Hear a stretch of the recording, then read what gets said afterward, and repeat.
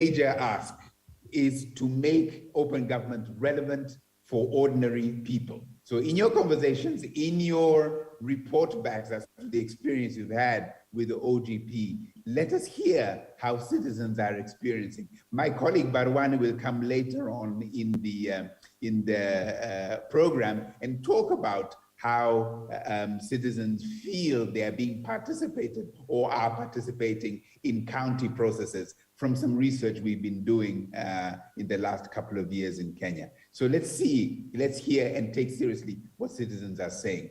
And so finally, this is the way to make the OGP from a mechanism, which I think has shown its potential to improving governance, into a real movement driven, led by, and in and for the sake of citizens to improve their lives, without which it could just be a dry exercise in improving governance. But citizens at the center gives it the life, the legitimacy, and the drive and the movement forward. That's why I'm so excited that the county governments are present. You are now in the majority. There's 106 county governments as members, county governments, subnational governments who are members of the OGP, compared to 77 national governments. So let's see OGP really through the subnationals be relevant, meaningful for ordinary citizens of Kenya. So with that, I would like to congratulate you and to really wish you some excellent deliberations. I shall stay on the call. I shall be listening so that I can harvest some great ideas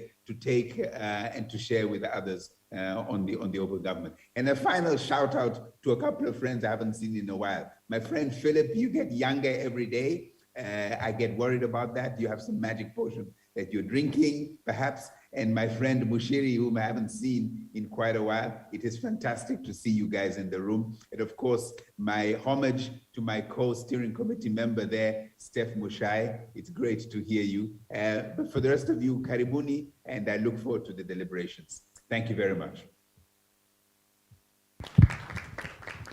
Thank you, Aiden, challenging us to, as we unpack our commitments and milestones, to go beyond just listing what they are and what we have committed to do, to think what they mean for citizens in our everyday life. For those who've not interacted with Aiden before, he is the OGP co-chair at the Global Steering Committee. He is co-chairing the OGP Global Committee together with the government of Italy, and therefore it's a big honor for us to have him and for us to be able to see how we can leverage on his co-chairmanship to see how we advance our OGP conversations locally and in the region. So karibu sana, Aiden. So without taking so much time again, I think we now go to where the rubber meets the road, and we want to hear from the commitments, again, in the context of that challenge that you have just been given. As Philip explained in his introduction remarks, at the national level, we have 8 commitments. And I know for most of the cluster leads, we already had a very long meeting in the morning. Sylvia will moderate this session, and we'll request you to keep it as brief as possible, not necessarily speaking about the milestones and the achievements that you've made so far, but just giving us a global overview of how transformative those commitments have been in terms of open government and citizen delivery. So passing on the mic to Sylvia to moderate the session. We recognize that some of the participants are virtual and others are here, and so we'll try and balance that. In case you have any questions or comments, please feel free to write them down, both on the post-its again and virtually. Thank you. Okay, reminded that, okay. So thank you, everyone. And so now we'll get to where Caroline has said the rubber meets the road. But first, I'd like to recognize our special participants who are online. We have about 32 participants, ranging from civil society, government agencies, and there's some really interesting comments when I asked the questions that we've been discussing here. So I saw one interesting comment on what open government means, and someone said that open government means that the citizens are at the center and in the driving seat of government action, and it's a little bit like the Formula One driver and their car whom everyone focuses on. So this is the main person, the main people who are driving government action. It's citizens and government working together, and you think about F1. So without much ado, we'll start with our clusters. I'll be a bit strict on time because we have about 8 clusters, and I'll give you 5 minutes each. And we'll start with the beneficial ownership cluster. Or we start from the bottom. Okay. We can start with access to justice, who can present on highlights of implementation of how far they are with the 4th National Action Plan. Do we have anyone from the Access to Justice cluster, or they're online? Can we allow her to speak, Ida? Dr. Annette. Yes, I had seen her. Is she online, Ida? If not, maybe access to information? Or Commissioner Ndungu? Thank you. I'll call upon Viola, our Direct Access to Information, to talk on behalf of the Commission, but we are still committed to OGP. And thank you for inviting us. Viola, over. Okay, welcome. Viola?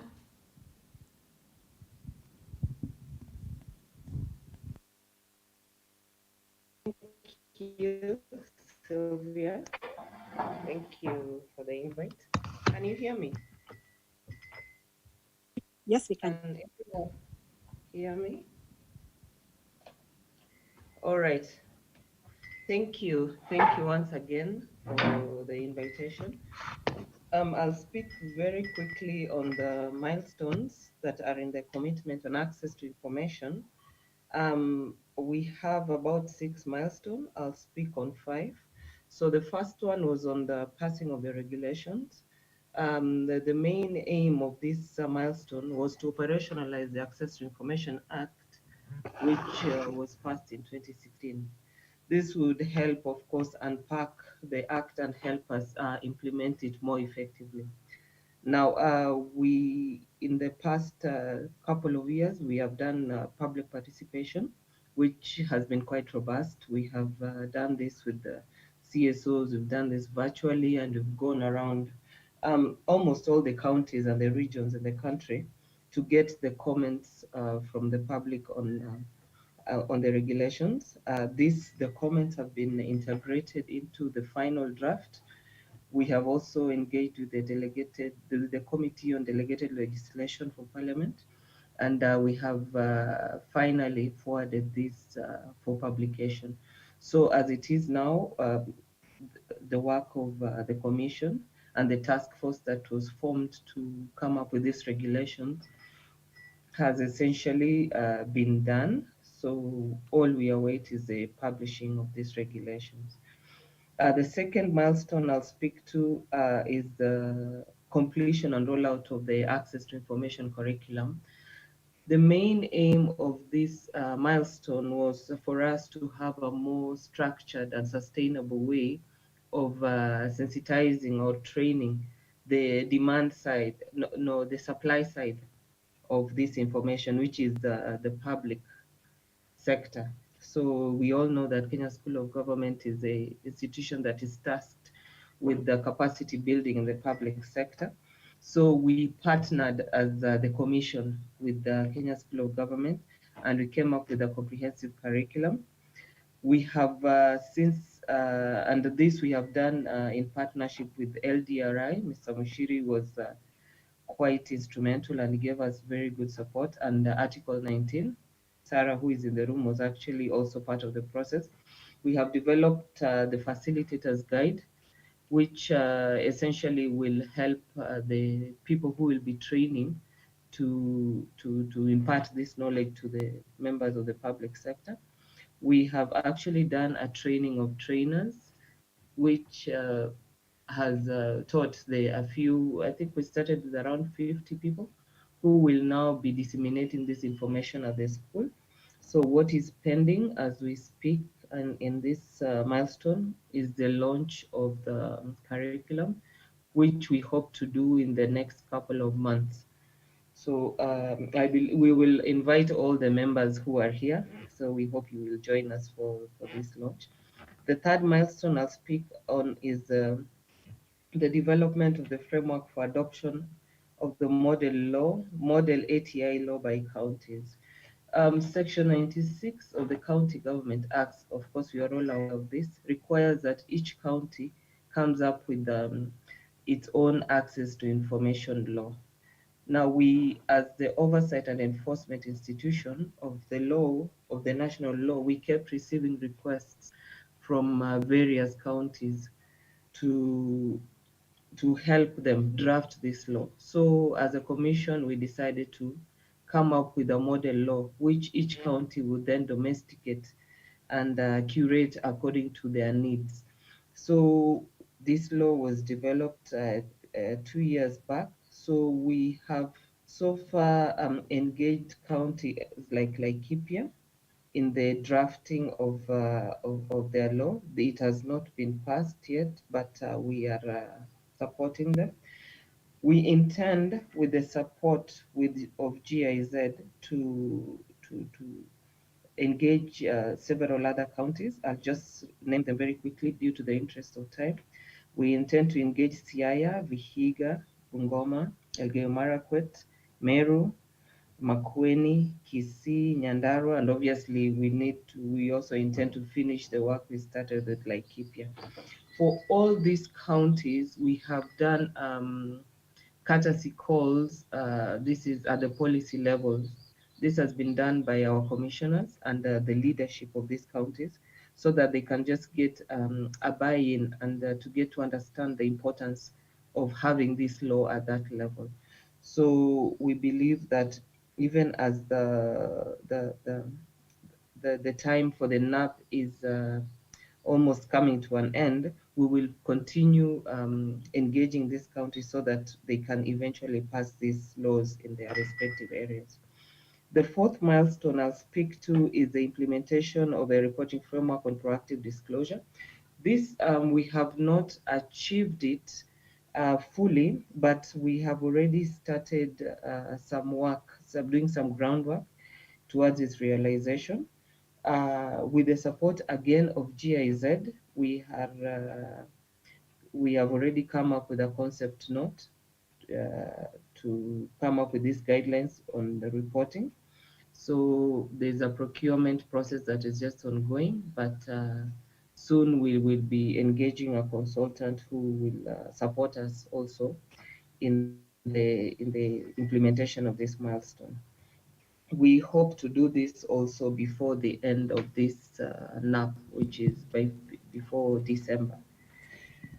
The final milestone I'll speak on is the enforcement of digitization of records held by public entities.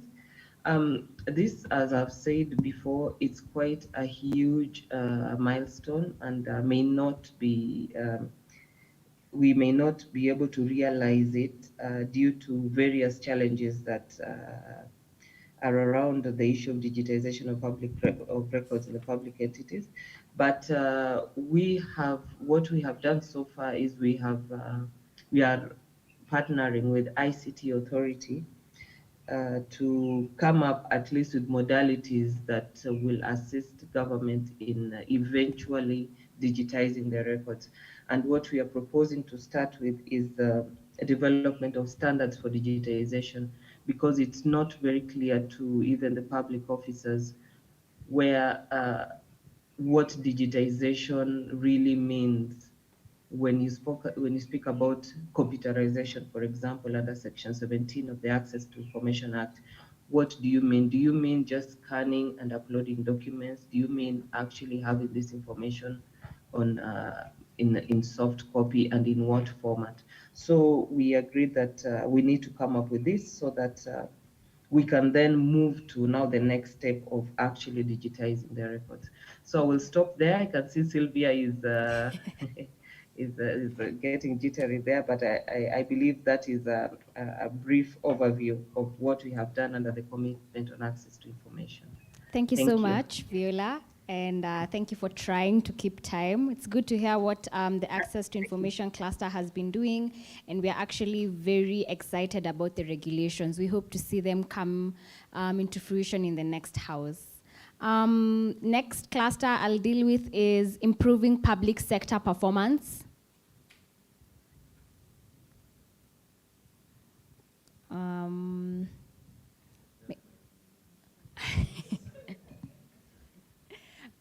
Okay. Yes.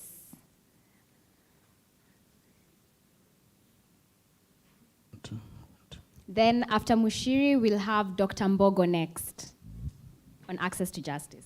Welcome, Mushiri. Thank you very much. Good morning,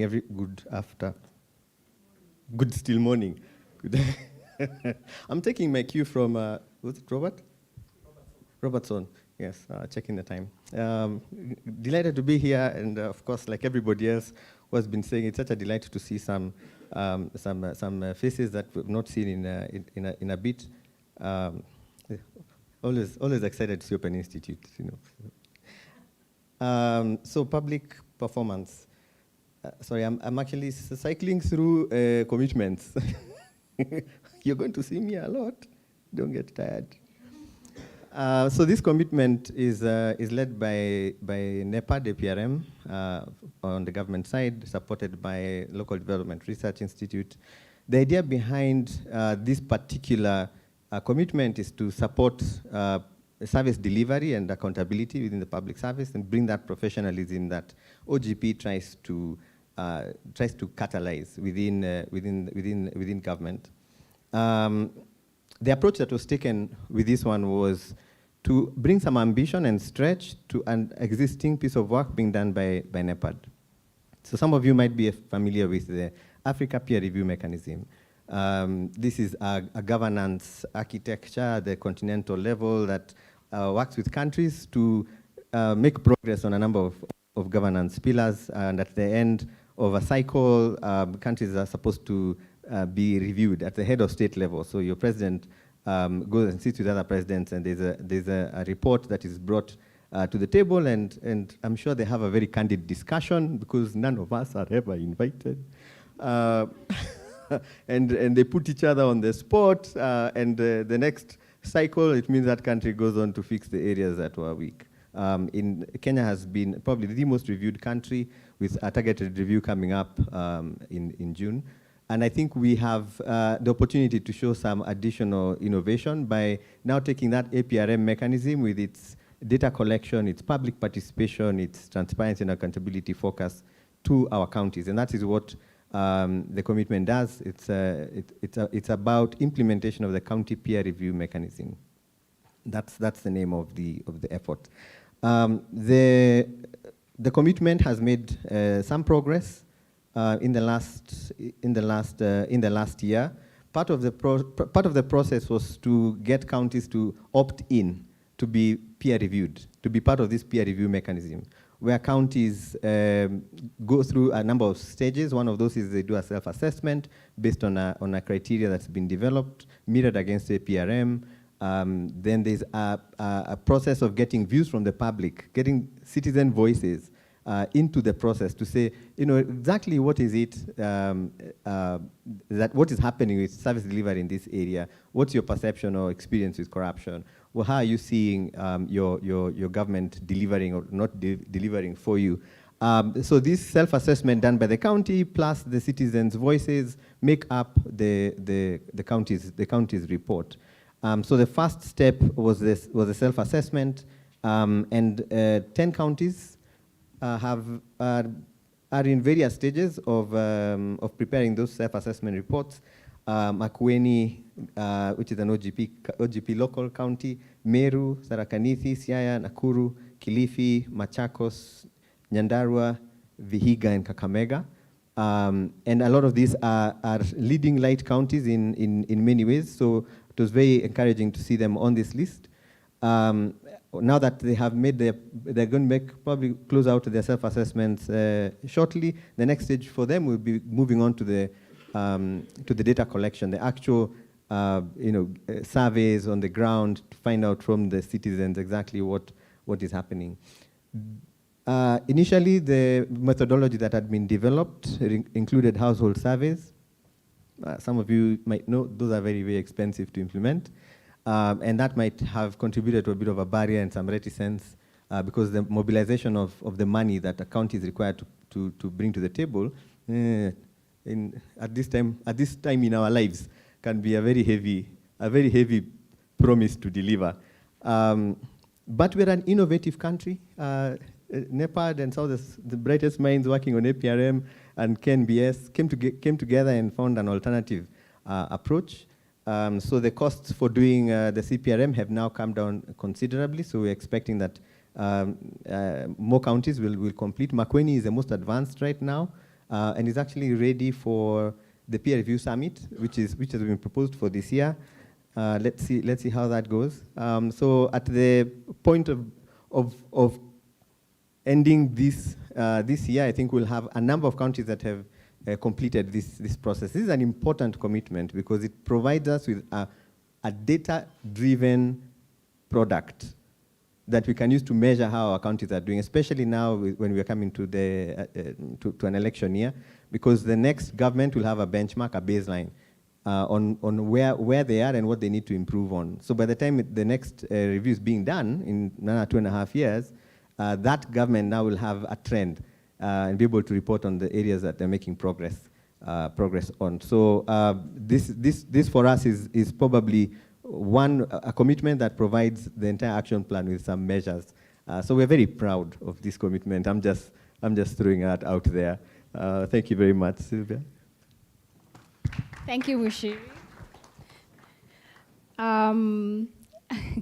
Okay, next we'll have Dr. Annette Mbogo from Kituo cha Sheria speaking on the Access to Justice, on behalf of the Access to Justice cluster. Is she online? Okay. Yeah, yes, I am. Good morning, everyone. I hope I can be heard. Yes, you can. Welcome. Thank you very much.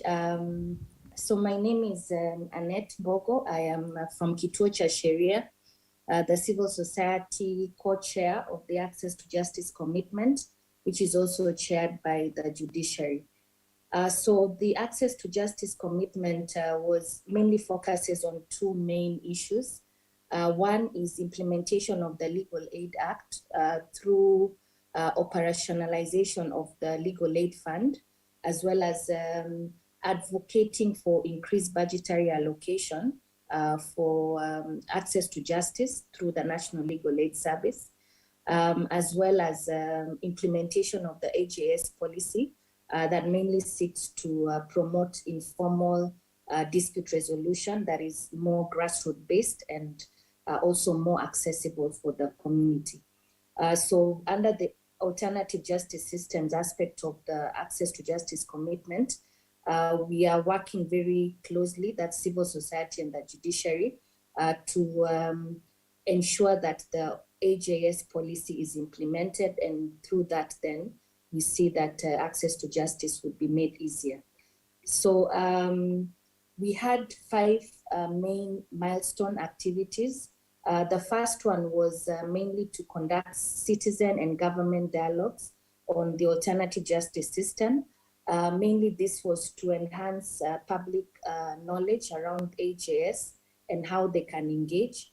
And we have been able to achieve this through a lot of collaboration with the National Steering Committee on Access on AJS, and through the collaboration with the Steering Committee, a number of dialogues have been held with the community, mainly to inform them about AJS, how it would work, and also, see what the policy does provide. On the second milestone, we were to look at how we could enhance co-referencing of cases between the Mombasa Legal Aid Unit and the AJS mechanisms. So we have one of our Access to Justice cluster group members is actually the county government of Mombasa, represented by the county attorney's office, which has a legal aid unit. And we've already begun discussions with the legal aid unit to see how we could incorporate an AJS mechanism. So between now and end of the year, we want to see how we could develop a county AJS plan in collaboration, obviously, with the National Steering Committee on AJS that would then kind of entrench the core referencing of cases. So milestone number 2 is actually work in progress, and steps are already being made to do this with support from GIZ. On the third milestone activity, we were meant to work with relevant institutions to provide adequate funding for implementation of the AJS policy, as well as for setting up of the legal aid fund. So in this particular milestone activity, the cluster group has been able to engage with Treasury. We were involved in the budgetary discussions last year, where we really put forward a petition to just, challenge the National Treasury to enhance allocations for the judiciary. And one success I would say arising from this milestone was the fact that our perspectives around, allocations for justice were actually responded to by National Treasury. I think one positive development was that in the course of this action plan was that a judiciary fund has now been operationalized. We are, however, seeing a bit of a challenge when it comes to the legal aid fund because the regulations are still in a draft stage and they're yet to be discussed in Parliament. But we did have an engagement with the Justice and Legal Affairs Committee on this issue, and we hope to engage a bit more further with them to see how the legal aid fund can finally be operationalized. On the milestone number 4, we were to set up a virtual court center in collaboration with Kituo's ICT Center, as well as build the capacity of indigent and self-representing clients to use technology in accessing the labor court in Milimani, Nairobi. So a lot of steps have been done in this milestone. One, we established the ICT Center at Kituo office, and we have now engaged with the Employment and Labor Relations Court to see how we could really establish this referral mechanism. And the discussions are now underway, and we are awaiting approvals within the judiciary as well as mechanisms in how we can really effect a milestone number 4. We've realized that it's not something that can be done within the period of this particular action plan. So we are seeing that this may actually be carried forward to the next action plan, but there's a lot of progress in setting up of a mechanism where we'll have a virtual court and that would assist the self-representing clients. In the course as well of this action plan, the judiciary is in the process of rolling out Huduma centers that will have ICT desks to provide ICT support to self-representing clients. So the idea was then to see how can the Kituo ICT Center that has already been operating, what lessons can be learned from it that then could be used by the judiciary in its Huduma centers, and the community-based paralegals that we have working in the Kituo ICT Center could also support the Huduma ICT desks that would be manned by the judiciary.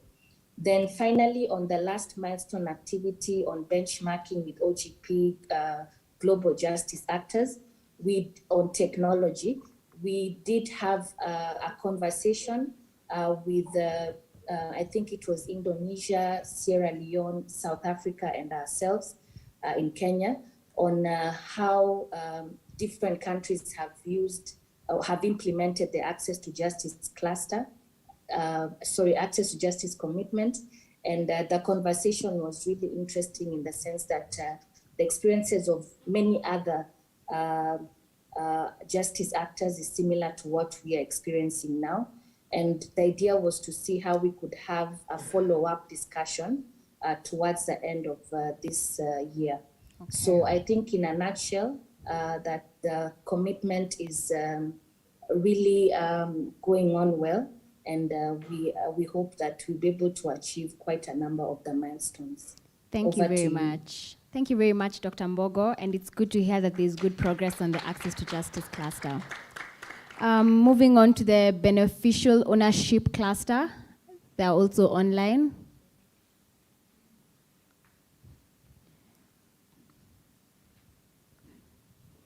Beneficial ownership. Yeah. Hi, Cynthia, can you hear me? Yes, we can, but there's a bit of an echo.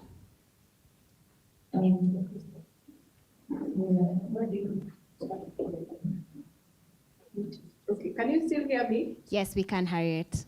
Welcome. You have 5 minutes. All right. Just an overview. You have to give me 6 minutes to first to acknowledge participants in the room that have made time to join. We've taken off time from our OGP cluster meeting to join the overall OGP meeting. So in the room with me, we have cluster members from the Public Procurement Regulatory Authority. We have Ethics and Anti-Corruption Commission. We have, of course, the Business Registration Service, cluster leads.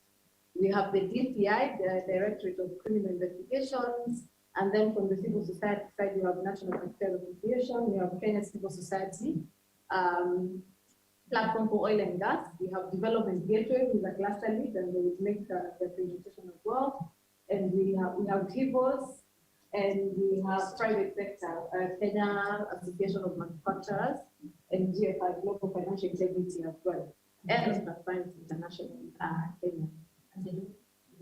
Oh, and then we have our benefactors, the people that have brought us to Nashify, we have GIZ in the room as well. So quickly, actually this is really time because these are some of the things we were discussing in our meeting. And in terms of the updates that we have, one of the things that we have discussed is that there are 2 milestones that we may not be able to achieve within this National Action Plan. And one of those milestones is actually contained in the open contracting cluster, the one that relates to publishing beneficial ownership information on foreign and local companies bidding for and winning mining contracts.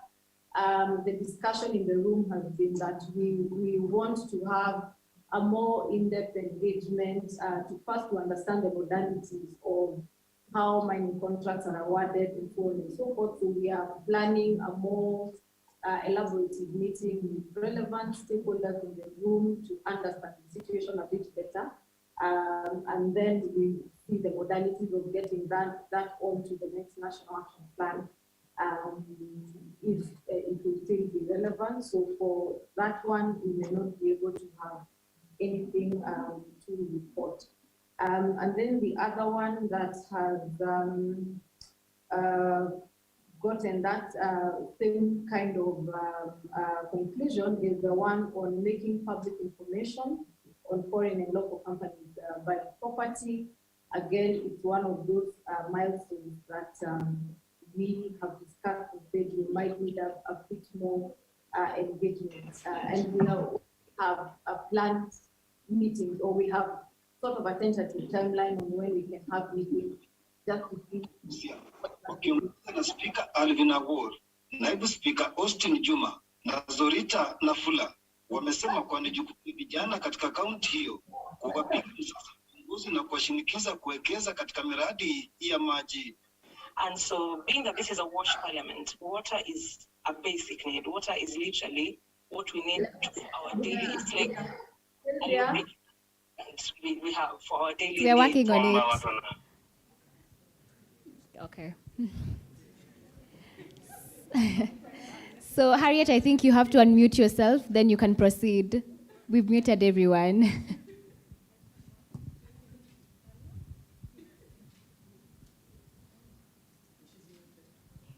Harriet, can you hear us? You're muted. Oh, we are also muted.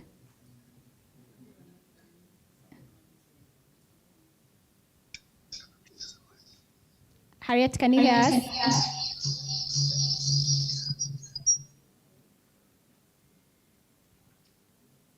I think you're muted.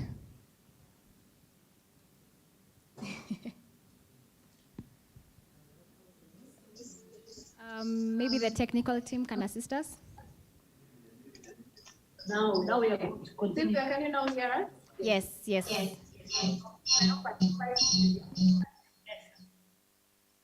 Music. So I have 5 more minutes, I hope. 2, 3. Yeah, okay. So in terms of the milestones that we want to report on, that we have discussed and have a work plan or a timeline. So the milestone on applied beneficial ownership data standard to the existing beneficial ownership register.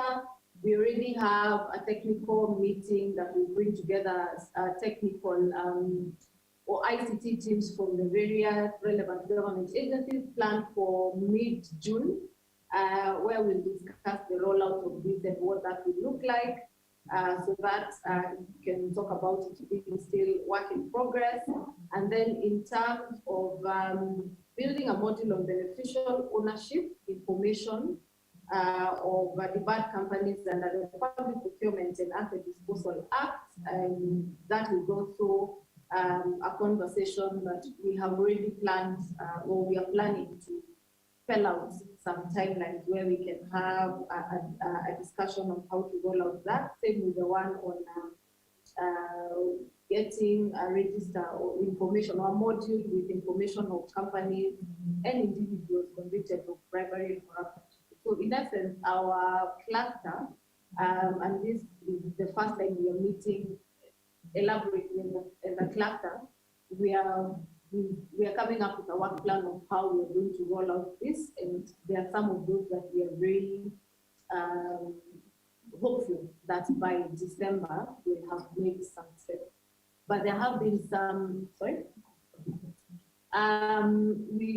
we have had some recent regulations in the law that have helped to advance our agenda. There's a regulation, there's an amendment to the company's beneficial ownership information regulation that happened earlier this year that now advanced the agenda of open government even further, because previously the beneficial ownership register was a closed one, but now with the amendments to the act, to the regulations, it is now partially open, and anybody winning or public contracts in Kenya will have their beneficial ownership data publicly available through the Public Procurement Information Portal.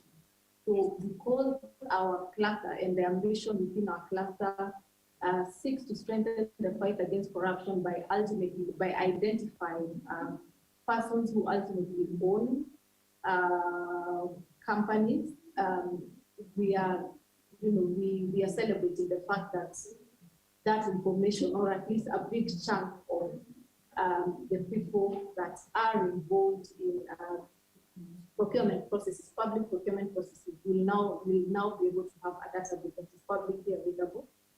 We'll have a database publicly available and accessible. And that is one of the key things that is one of the key ambitions under this cluster that we are putting. Back to you, Sylvia. Thank you so much, Harriet. And with 1 minute to spare, you've tried. So I think next we will have the public participation cluster, and I'll invite Kavata. Yes, I think you can, but it would be good for you to be here so that everyone can see you. Kavata will just give a brief overview of the commitments in the Senate and how far we are in just about 5 minutes, and what it means for citizens.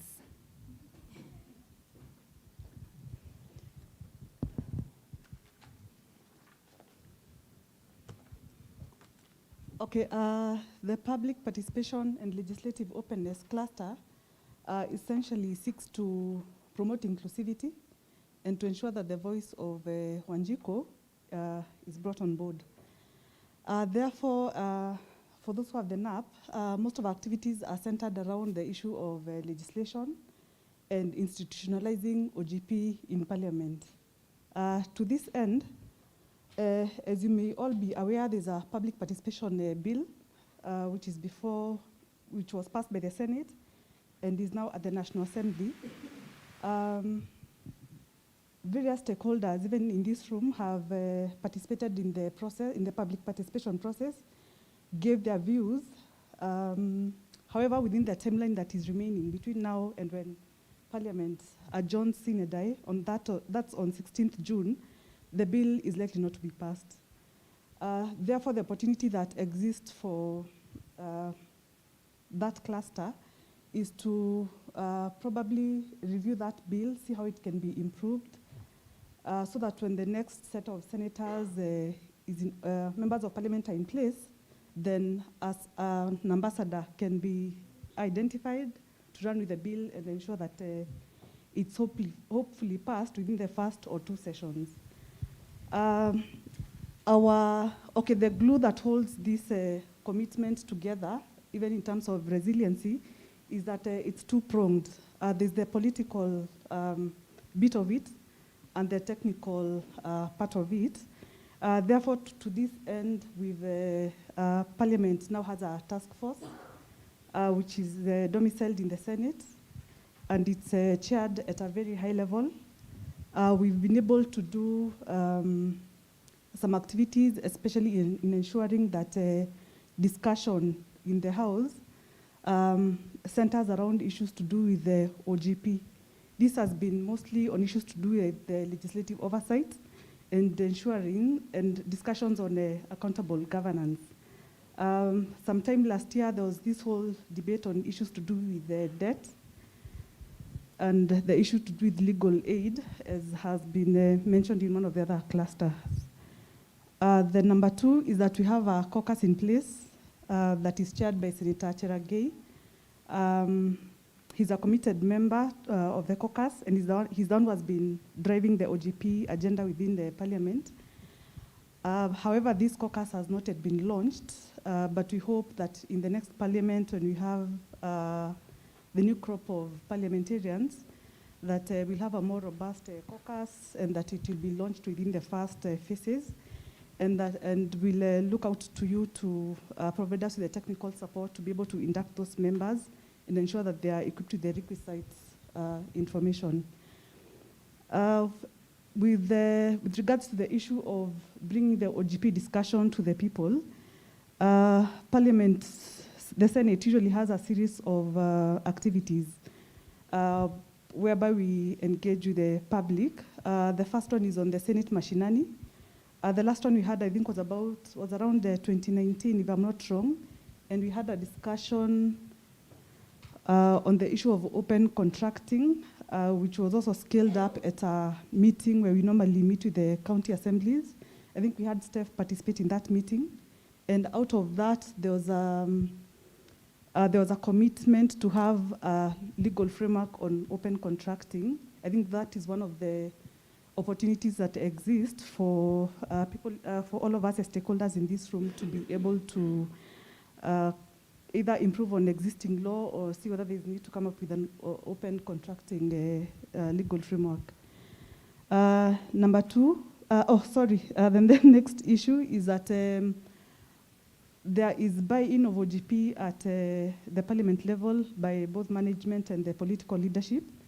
One of the achievements for this cluster is that OGP will now be one of the key agenda issues that will be taken up by both the committees and the political leadership. On this, our plan is to ensure that during the induction and orientation of parliamentarians, that OGP is one of the key items of discussion that goes in that program. Also that when respective committees are being inducted, that OGP is one of the issues that they'll also be orientated on. And this will be custom-made depending on the mandate of each respective committee. As we orient members of parliament when they report on the first day, is that we are also working on some materials, information materials on OGP. So we are coming up with an information pack. We also invite you to help us come up with material on OGP. So we are putting that together and we're hoping to give that to members. also through our robust interaction with the county assemblies, which is led by, he didn't introduce himself properly, Dr. Bushere Philip. He heads the Senate Liaison Office that implements a robust program on engagement with county assemblies. Is that at our engagement at that level, one of the key aspects for the caucus, for the task force and the caucus, is to ensure that we enroll as many county assemblies as possible to start the discourse on OGP. Then finally, I think we've done pretty well on the issue of access to information. I think Parliament of Kenya is one of the parliaments across the world that puts our information out there. Yeah, I can see Carol looking at me. So working with Mzalendo, sorry, or you concur? Okay, working with Mzalendo, I think that is one of the areas that we've really done well in. Does an opportunity exist for us to do better? Yes, it does. And again, we'll look out to you to support Parliament to ensuring that information is provided in easy to read, readily available packages. I think that's all from us. Thank you. Thank you so much, Kavata. Very insightful to see what Senate has been doing, and especially with the public participation bills. We hope to see them in the next House because they'll really ensure that citizens have a meaningful way to participate in our framework, in our legislative framework. I'll now call upon the open contracting cluster online. That must be Charlene. Yes. Yes. So you have 5 minutes. Open contracting and what it means for citizens. Charlene, are you there? Oh, okay, great. Can you hear me? You won't be able to see me, but Yeah. I'll just keep. Yeah, we can hear you. Sorry, we're just doing our logistics. Okay, now you can see me. So anyway, so I'll take 3 minutes to give my update, and then I'll hand it over to Pipere to give 3 minutes also in the room. So a reminder to the team, as a cluster, our objective is to have an interoperable, meaning all these government systems speak to each other, end-to-end EGP system that's a procurement system where all procuring entities procure from, and all that is mapped into the open contracting data standard to allow for the use of the data for anti-corruption issues or service delivery accountability for citizens to access that data across all the companies and also at the national level. So some of the updates that we've had, so in the cluster, we usually have 4 subgroups. So we have beneficial ownership, and I'm happy that's why we're here today. Harriet has taken over that commitment, and I should give an update that may not be a priority for now for our open contracting cluster. But the other 2, which is integration and tech, a quick update. We had a meeting a month ago, where we had PPRA,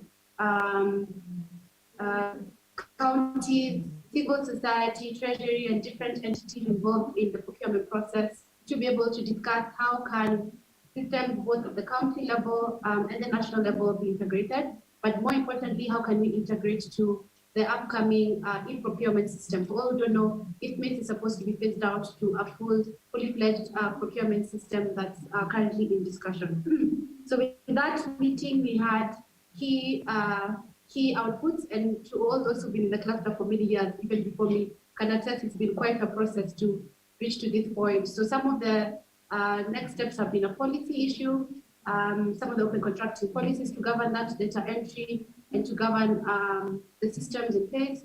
And number 2, the technicals. So it was agreed we'd have a technical assessment to see what that really means, and then actual implementation, where we would have PPRJ's portal, which is a public procurement information portal, PPIP, host all the data. So it could still be the hub, and the counties feed into that and can have their own analysis around procurement and contracting. The other one is on a new county has just signed up. So we have Nandi that just signed a MOU with GIVOS and NTA to carry out open contracting. So I think we'll be seeing a lot of work in terms of open contracting from Nandi County, who will be joining the counterparts, Makueni and Elgeyo. And the last one is on our third one, usually enforcement, which I shall hand over to PPRA, where it's supposed to support, as you know, not all counties are publishing all their data on the current PPRB.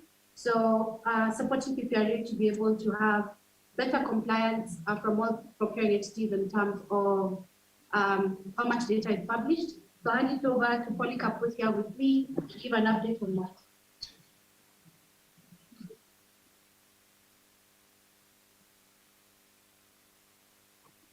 Good afternoon. My name is Polycarp from PPRA, and as my colleague in the cluster sharing has just said, at PPRA, the portal is now live and being used by procuring entities to publish information. And since January through to March, we conducted intensive training on the usage of the portal for all procuring entities across the country.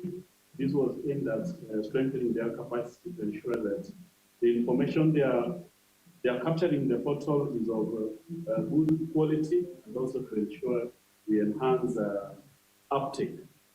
So that is done. We are now in the next step of enhancing the portal to capture additional information, including the BO information, which have already been included in the standard data document which was revised in April this year. So we are looking forward for further engagements and having the portal also being linked to the e-government procurement system, which is at the stages of being launched development. So that's the update I want to provide. We'll be open for further discussions. Thank you very much, Open Contracting Cluster, and it's good to see, we see that this portal, this new e-portal is going to provide a good opportunity for integrity in the procurement process, which of course is beneficial to citizens. Lastly, but not least, is the Open Data Cluster. Once again, we have Mushiri on board. And you tell us about the, an overview of the Open Data Cluster and what it means for citizens. In 1 minute. I have taken note of how the recount is happening. So first of all, I think I forgot to mention this earlier. Apologies from my co-chairs for the public that commitment. It has another internal name. Peter Kimemia from NEPAD couldn't be here. I'm pretty certain he's not online. He was caught up. And from the Kenya Space Agency, who are the co-leads on this cluster on open data, Lieutenant Colonel Andrew. I say he's the lieutenant, I am the right tenant. Bona asifiwe sana. Okay, and all of this is so that I can find my notes. Thank you. 1 minute is finished. All right, so this commitment has nine milestones, so I'm not going to unpack all of them. I'm just going to give you a rough idea what the whole idea is. The Open Data for Development commitment aims to do 3 broad things. One, support the greater availability of data, so that whole access to information angle, both for citizens and within government for decision making. The second has to do with the use of data. How do we drive the use of that data? It's made available. Is it actually put to use to actually make development decisions? And the third broad area is around the enabling environment. Do we have an environment within the counties, within national government, that makes availability and use of data for decision making in development possible? So there are a number of areas that we've been working on. One, of course, is a revival of the Kenya Open Data Initiative. Please don't visit that site yet. We have work is being done there, so the initiative will be back online. And the idea is to make sure that we have a better coordinated mechanism for making sure data is being submitted there by various ministries, departments, and agencies, and the infrastructure around that is resilient, so that it's up more than it is down. And then a bigger area around using data to make decisions has to do with county spatial plans. So as you might know, county governments and the national government are required to have a spatial plan. And the idea of a spatial plan is to make sure that you're not perpetuating inequalities when you are implementing your development projects. So your allocation of resources is done in a way that doesn't leave anyone behind. Spatial plans make it possible to see where the resources are in your county vis-a-vis where the people are. And a number of our counties have not managed in the last 10 years to get to that ideal place where you have a spatial plan that is informing development, and that's because of issues with technical assistance, availability of the data, especially the geo data that is required for that kind of spatial planning. The Kenya Space Agency is supporting counties around technical assistance, data availability, infrastructure, and the actual development of the plans. And the counties that have opted in and have been working with KSA are making headway. I'm not up to date on the exact progress, but it's an exciting possibility, and that, of course, will be opened up to other counties, any other counties that come in on the other side of the elections. And I think maybe the other thing I would like to highlight here in terms of the use of data and the accountable use of data to make sure we leave no one behind, and that brings some transparency and accountability to how we work, has to do with disaster response.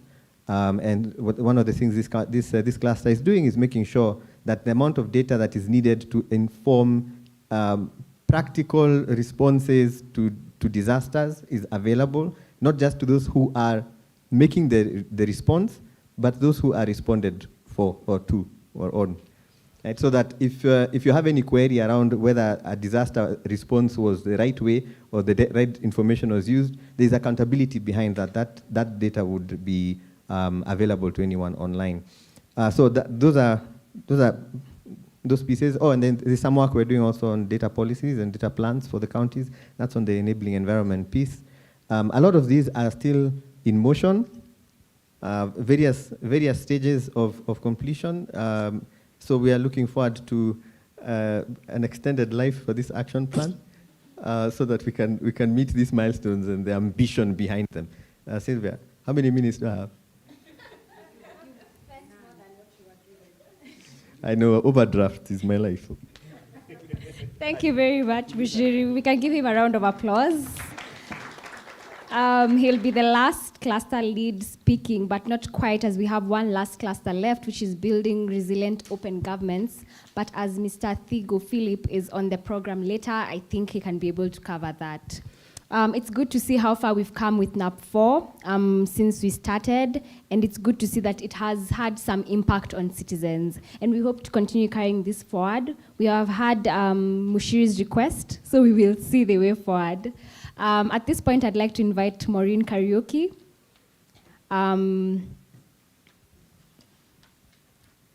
To lead the next session. Thank you.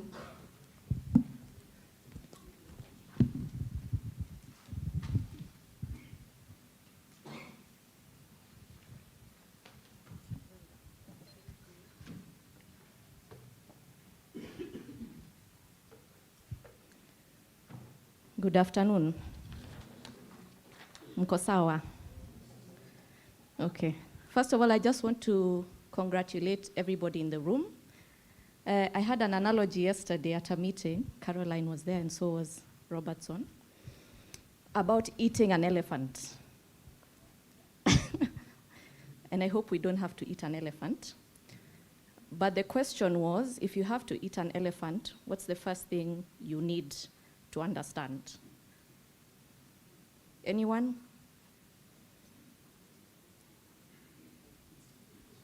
It's huge, okay. Those are considerations you're making, it's huge. Anything else? It's alive, very empathetic, excellent. It's illegal, very good. You cannot eat it all. All that to say it's going to be tough, right? Of course, it's also an elephant, so you're feeling bad. But I want you to replace this with this elephant in your head with something else, because I felt bad. But for purposes of this discussion, Imagine we are trying to eat an elephant. The first thing you have to believe is that that elephant can be eaten. If you don't believe that, we disband this country and go. Thank you. First, you have to believe this elephant can be eaten. The second thing you have to believe is that you can eat this elephant. Okay? Not it can be eaten by this strong guy here, this community here. Me, myself, I can eat this elephant. I can do it. Right? And then ultimately, you need to have a plan. How am I going to eat this elephant? Where do I start? Do I start here? Where do I go? How do I go? Right? So what's the elephant for purposes of our discussion today? You're shy? Not 4. Okay, anyone else? I think for me, the elephant is achieving open government, right? It's a huge ask to say we are now going to achieve open government. How? Where do we start? Right? But we have to believe we can do it. And I wanted to start by just thanking everybody that has spoken here today, and even those that have not spoken, because it's been a huge sort of effort, right, over a few years now to really achieve open government. And we are attacking it from all these different areas, but I think there's a belief there that's important for all of us to have. So congratulations. Give yourselves a hand. Look at your partner, tell them we can do it. We can eat this elephant. We can eat the elephant too. Okay, so that being said, I think we wanted to give the opportunity to our counties that are doing excellent work to just give us some highlights as to what it is they're working on. I know we have Makueni in the room, we also have Nandi, and I'm going to ask them 3 questions. I think Timothy is also online. Timothy Kiprono from Elgeyo. If he's able to give Elgeyo's update on these 3 questions, that would be great. The first question I want them to tackle is what commitment in their action plan are they most proud of or most excited about? What is it that we should be looking out for when it comes to implementation of that commitment? Okay? The second one will be what is it that they have learned from their engagement with OGP? Yeah? What is the new thing for them beyond what they were doing before they joined OGP? And the third thing would be, now that we are going into elections, what are they already thinking in terms of safeguarding the progress that they've made with respect to OGP? Does that make sense? Yes, okay. So I'll start with Makueni, because Nandi is the newest kid on the block with some very, very exciting commitments already, but I'll start with Makueni. I don't know, Makueni, who's going to be speaking for you? Karibu. Please reintroduce yourself as well, so that people remember the name and the face. Good afternoon. My name is David Kimaili from the Department of Devolution, Directorate of Public Participation and Civic Education. So it's a great pleasure to speak to you at the moment in terms of the commitments, in terms of the lessons learned, and the transitional measures that we've been able to put in place as a government in matters of the OGP. Just to mention before I start my talk, that the current government of Makueni, through His Excellency the Governor, Professor Kifake Bwana, the issues of the open governance, issues of the openness in terms of the governance is something that is so much passionate about. And so for that matter, some of the things that we've been able to do the commitment in terms of the OGP, we have the PMC portal.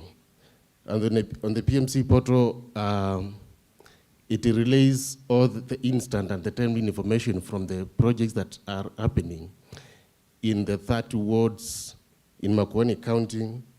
Also in terms of the contractors, it is the responsibility of the project management committees to ensure that the work is done satisfactorily in terms of ensuring that there is that openness, the government, the officers, let me say they have no control in terms of gauging the perfectness of the work that has been done.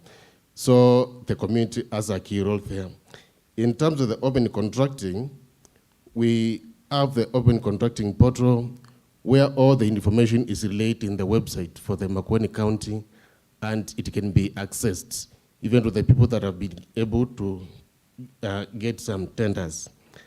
On the employment, there are different cadres in the government where the community view in terms of the Chapter 6, the leadership and integrity. The people have a lot of view, the community, in terms of giving out their view and their opinions on the leadership of the leaders and also the officers, the public officers. And also, they also participate during the bursaries, the fettings, and some other government programs. The other commitment that we have been able to make is on the process of the budgeting. The process starts from the grassroots level. We have 64 villages in Makueni, and all of them, the process starts from the village, cascading up to the county level. The other thing is the access to information. The open data portal have been able to share that. The project management system, where all the projects that the government has been able to do since 2013, they can be accessed. And also on that, we still have the champions at the ward, 2 per ward, to ensure that the kind of the information that is relayed, they stand to be the good ambassadors for the open data processes and also the sustainable development goals. The lessons that we've been able to learn, has been an improvement in the process of the governance. Actually, we've been able to partner with Toweza East Africa since 2019 and up to the moment through some of the surveys that they've been able to do on the Sauti za Wananchi. And so that the report that we get from them has been able to influence a lot in terms of the animation and modeling of the programs that we do in the governance. The other thing is on the aspect of Article 1 of the Kenyan Constitution, the Article 174, in terms of the principles of devolution, there has been strong ethos in terms of implementation of all that. The open contracting, more people are aware of what the government implements. We still have a system on the grievance redress mechanism, where in an event that the citizens of Makueni, they are not satisfied with something that has been done, any project, they have an opportunity to air out and we discuss it with the relevant department, and that problem is sorted out. Still, the community feedback, all the programs of the budgeting, the planning, and all that, we have a point of giving the feedback to the people, giving the feedback to the citizens of Makueni to ensure that there is that kind of harmony in terms of delivery of the services to them. On the transition measures, one of the key things that we are doing is the continuous capacity development of the public participation structures that we have from the village level to the clusters and even to the count level structure, to ensure that all the information, all the programs that the government does, when a new government comes in, it really respects aspects of the ownership and the voice of the community. The policy documents, they are there, the public participation, we have the social accountability guidelines. We still have another policy document on the CDD. And the CDD is community-driven development projects to ensure that all the development that is emanating from the people, it is something that people really champion for what they need from the government. It is not the responsibility of maybe the finance, maybe the public participation to influence the decisions of the people. It is the people to come up with what needs to be addressed to them. On the formulation of the CNDP 2022-2027, we are very keen in ensuring that the open governance agenda still needs to be implemented and strongly adhered to ensure there is a very nice move in terms of achievement of the open governance dream. We still have project sustainability committees to ensure that all the projects that have been initiated in the county government, through the county government, there is a structure that we create the ownership and sustainable mechanism for making everything that has been started not to go to the side of the government, but the people to own everything that's happening to them. And for that matter, the aspect of the ownership and make a long-lasting project that can serve the interests of the Makueni people. Asante. Asante sana. And before I let you go, you have mentioned a number of commitments, which were all, I know it was hard. Makueni, you're doing so well. I know it's hard to limit yourselves to one that you're most proud of or you think is most promising. But I'll challenge you. What do you think we should all look out for in the next few months? Or shall I ask also your team? Makueni mko wengi, mmevote for which is the best one? No? Okay, it will fall to you then. Okay. I think, you see, we've been able, we have a lot of things that we are proud of as a government. And one of the key things that we really wish, and I really wish to state, don't limit me to, because they are, okay, the aspect of the PMC portal is something that is really working well for us. Because imagining of a situation where a project has been done and there is that real-time data from the community, not just waiting for a financial year to elapse like 2 to 3 months and then you go to collect the reports from the people. And that one is linked to the GRM system, that if there is any discrepancy, if there is any loophole in the aspect of the implementation of the programs, the community voice is given the respect that it deserves in terms of honing and in terms of ensuring that what they wanted when they voted in for the new constitution, the Article 1, they really hone all the things.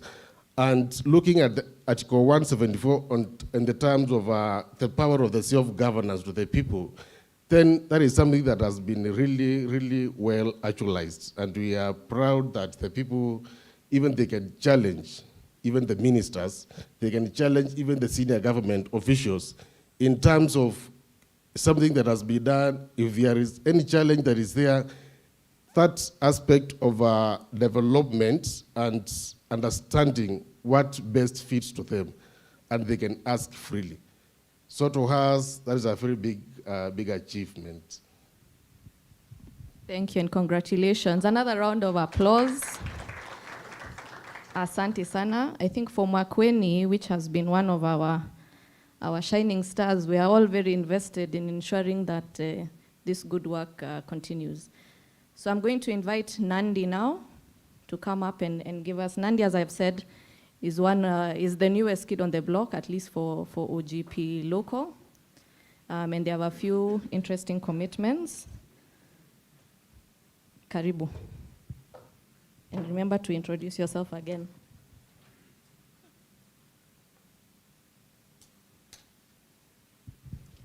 Thank you so much. I'm Naomi Kettel from Nandi County, in charge of public participation and civic education. We have given a few questions, but I want to say thank you so much for the organizers of this meeting. And I also want to appreciate my government, which is Nandi, for sending us here and for giving us a very good political will so that we can implement OGP. We will start by answering the first question, that what is it that is exciting us? And I want to say that we are very much excited at the changes that took place as we joined OGP. We had an implementation of our Act 2021 on public participation that changed our system of engaging the public. We had to do a delegate system that ensured that there were committees that made sure that everyone was involved. The CSOs, NGOs, the affirmative groups, and these committees were formed up to, we are intent to form them up to the lowest level, but we are now at sub-county level. And so these committees were involved recently in the budget process. It was a very engaging thing, and we want to say that we were proud of that because the hall was full, unlike before. We got to have their names, we got to involve them, we call them by person, and we're also using our call center to inform them of what is happening in our budget process. All the same, as you can see there, we have, since we became partners in open government, we have already used our call center very well, that our citizens can call free. That's a toll-free center. You just call 1548. You can inquire, you can consult, you can ask, you can input. So even when we were doing our budget, it is already there. You can call and say, this budget for the year 2022-2023 on trade, we want to prioritize this, and it will be taken into account. So we are very proud of that. We also have a data desk. We've gathered information. You can go to that desk and you can get any information, like how many pregnancies on teenage happened during the pandemic, you can get. You can know how many projects were done in Nandi during the last 5 years. We have that information right now. So we are very proud as a county. We also have Public Participation Act that was enacted last year, just immediately after we joined OGP. It was already pending. So we had to ascend, we had to work very hard so that it was passed. And that is what we have implemented now, and we are using in public participation. It includes the delegate system. We have the ongoing open contracting portal. Very good. We have the ACPO. So it means that group in ACPO can know which projects belong to them. We have the affirmative group also. They can know which projects they can apply and do business with the county government of Nandi. We have also the ongoing OGV bill. And someone was asking, what will happen when there will be transformation? We are just lucky in Nandi that, and we are praying that we continue with our young governor. But we also have plan B, and that is in the ongoing OGB bill, so that whoever comes in will know what has been going on and what is the next step. Then we have data center. All the data that you want to know about Nandi, you can go to that data center and you get all the information about us. Statistics units. Already we launched last week something on statistics unit about Nandi. All the statistics about Nandi, we already done it. Then we have our website. What do you want to know about us? Can you visit Nandi there? And you'll get all the information about Nandi. The second question was openness. What lessons have you learned? During the recent budget process, the citizens were really happy.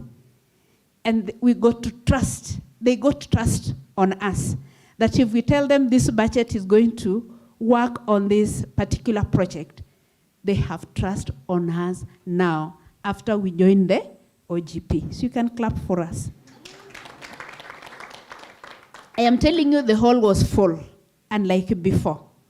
The participation was just on another level because we had categories and delegate system, categories of the stakeholders that we wanted to engage.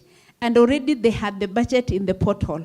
So by the time they came to the hall, they knew what to discuss. So it was very exciting, and we'll have what was going on. And there's something that was, I don't know whether it was in news or some media, that was the second best improved county government on matters budget transparency. So you can clap for me again. It is because after we joined this open government, we knew the meaning of openness, and the citizens are very happy. The third question is, what would happen? I think I've already mentioned in my talk that already we have an act on public participation. It has already been passed by the county assembly, and we are already implementing. So suppose there is a new government or a new governor. See, the act is there. They have to follow the law. We have also told ourselves that we will prepare a comprehensive report that will be in the handover notes to the new government. So the comprehensive report on open governance will already be there. So someone who wants to follow it surely will take it up from there for the next process. Challenges, of course, they won't miss challenges, but you've already seen our achievements. I won't repeat myself. Of course, we have bills still going on, and they require finances. Sometimes we have challenges there. We still have quite a number of bills to develop so that they guide us on how to move ahead in open governance. Do I have questions? I was supposed to mention something on, what was it, Kirui? Can you remind me? Yes, our partners. We really want to appreciate them. They have come in full force, and you can see the number of partners that are with us. It is because of the good work that we are doing.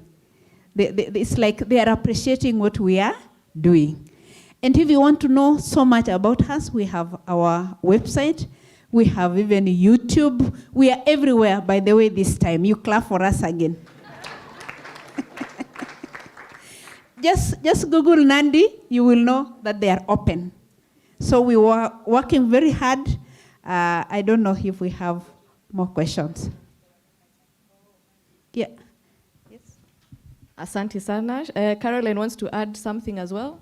I'm just reminding Dr. Naomi that there are also the runners-up in the OGP Local Global Awards.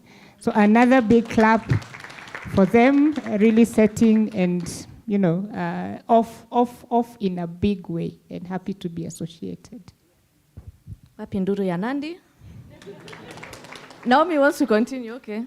I just want to say we are doing public participation so differently. Visit us and you will see. Thank you and God bless you. Asante sana. Thank you so much. Before we move to the next session, because we've had so many speakers, are there any questions, any clarifications from the speakers that we've seen here? I don't know if online, are there any questions online? We may be missing those as well. Any questions from the room? Thank you. At the back there, I don't know, is there?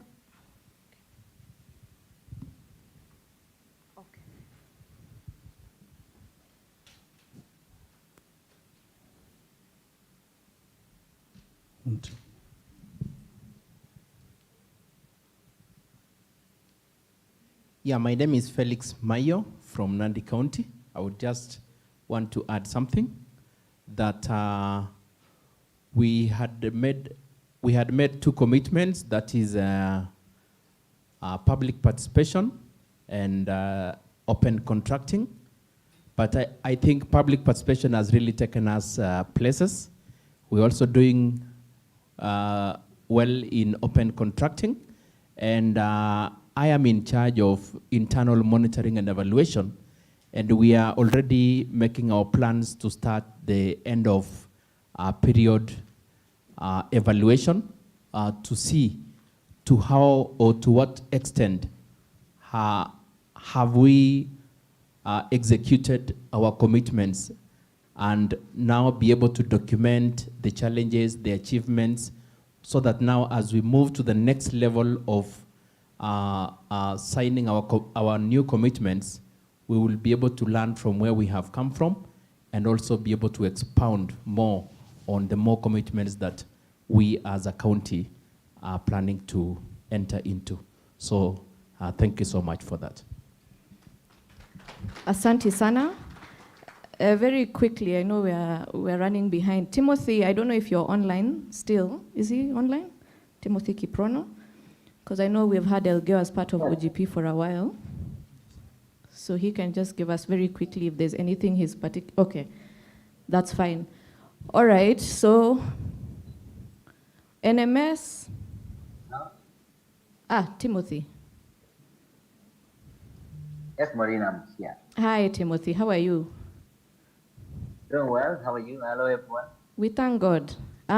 So if you can just tell us very quickly, anything that you are particularly proud of in Elgeyo Marakwet in terms of commitments and process? Well, as we all know, Elgeyo Marakwet is a platform in Kenya and among the four in Africa to join the OGP local, among the pioneering local government. So, so I mean, the story of Elgeyo and the excitement goes beyond its commitments. It feels home, it feels warmer that, you know, we have 3 more governments joining, and so that expansion of OGP OGP community is really exciting. So a couple of other things that are more specific to Elgeyo as well, of course, includes that once the reform takes root and owned by citizens, and we can talk about public participation, for example, is that it's very difficult to take away, you know, regardless of transitions. So that's one thing that, I mean, in Elgeyo, you cannot make a decision on budget or whatever policy that can happen without a backlash. MCS has a story to tell, and I think it's the same in Nandi as well. If you look at the recent nominations of UDA, almost all the MCS went home. Like 15 in Elgeyo went home. You know, they did not get for nomination. In Nandi, there were only 3 remaining. Tim, if I can interrupt you just for 1 second, I don't think we can quite hear you. I don't know if it's the mic or you're not very, very clear. Okay. try this. Is that better? Much better, yes. Okay. Well, so I was saying, first of all, Elgeyo is excited that the OGP community is expanding in Kenya, being a pioneer in the OGP local. So it feels really exciting that, we have more people joining, more governments joining, and more civil society feeling home in the OGP space. So, it means there are, more support in the process of pushing and reforming governments. So that feels really exciting. The second thing I mentioned is that, and I think this applies to everyone, and this is a lesson that I think we can all take home, is that once a reform takes root, it's very difficult to take away from citizens. And so, for example, the question that you asked about, how do we safeguard the gains made? And I think one of the ways to safeguard gains is by cultivating citizen ownership of these reforms, so that regardless of which government comes on board, citizens are able to demand and would want the continuity of those kind of reforms to continue. And I gave an example of how citizens are firing MCS. In Elgeyo last time, because they changed a few things in the budget, almost 18 of them out of 20 went home, and 15 this time round were also, denied nomination. And the same thing in Nandi as well. And I'm sure in other counties it's happening because citizens want to see the MCS representing them better. They're, reforming governments, being, playing oversight and all those kind of things. But then, when they don't do these things, then, or they play the roles the citizens expect them to play, then, they face the wrath of citizens. In Nandi, 18 out of 30, not 18, 3 out of 30 only got the nomination tickets. So that tells you something about the power and the role of citizens in pushing or strengthening the role of open government, even going forward. A couple of lessons. Working together is very important, especially the MSF framework. And I don't know how we can strengthen this, because in places, as much as there are good things happening in Elgeyo, I think the MSF is still kind of weak and requires a bit of panel fitting, so that then that forum is kind of as an institutional support system. The same thing in Nandi as well, that I think, and I'm happy the guys in Nandi are in the room, that we need to think about this. The public participation director said there are a lot of partners coming in, and that is true. But I don't know what kind of framework needs to be put in place, so that then there is a space where these partners and civil society and government come together and discuss ideas and support government in a sustainable way, despite, even if in transitions. So I think the MSF framework really is important. So there's value in working together between governments and civil society. And on that note, one thing that I've said before and I will say again is that reformers within one more minute, Timothy. Just 1 more minute. Yes, I will utilize that. Reformers within government are very few, and they're loners. And remember, they're also humans. But they work in a space where there are a lot of, or very few people who believe in reforming governments. And so what I'll call civil society today is to identify these reformers within government, or hands, show them, demonstrate to them that they don't feel lonely within government. There are reformers outside here who are willing to work with them and walk this journey with them. So I think if we can create that space and environment where reformers within government feel safe and feel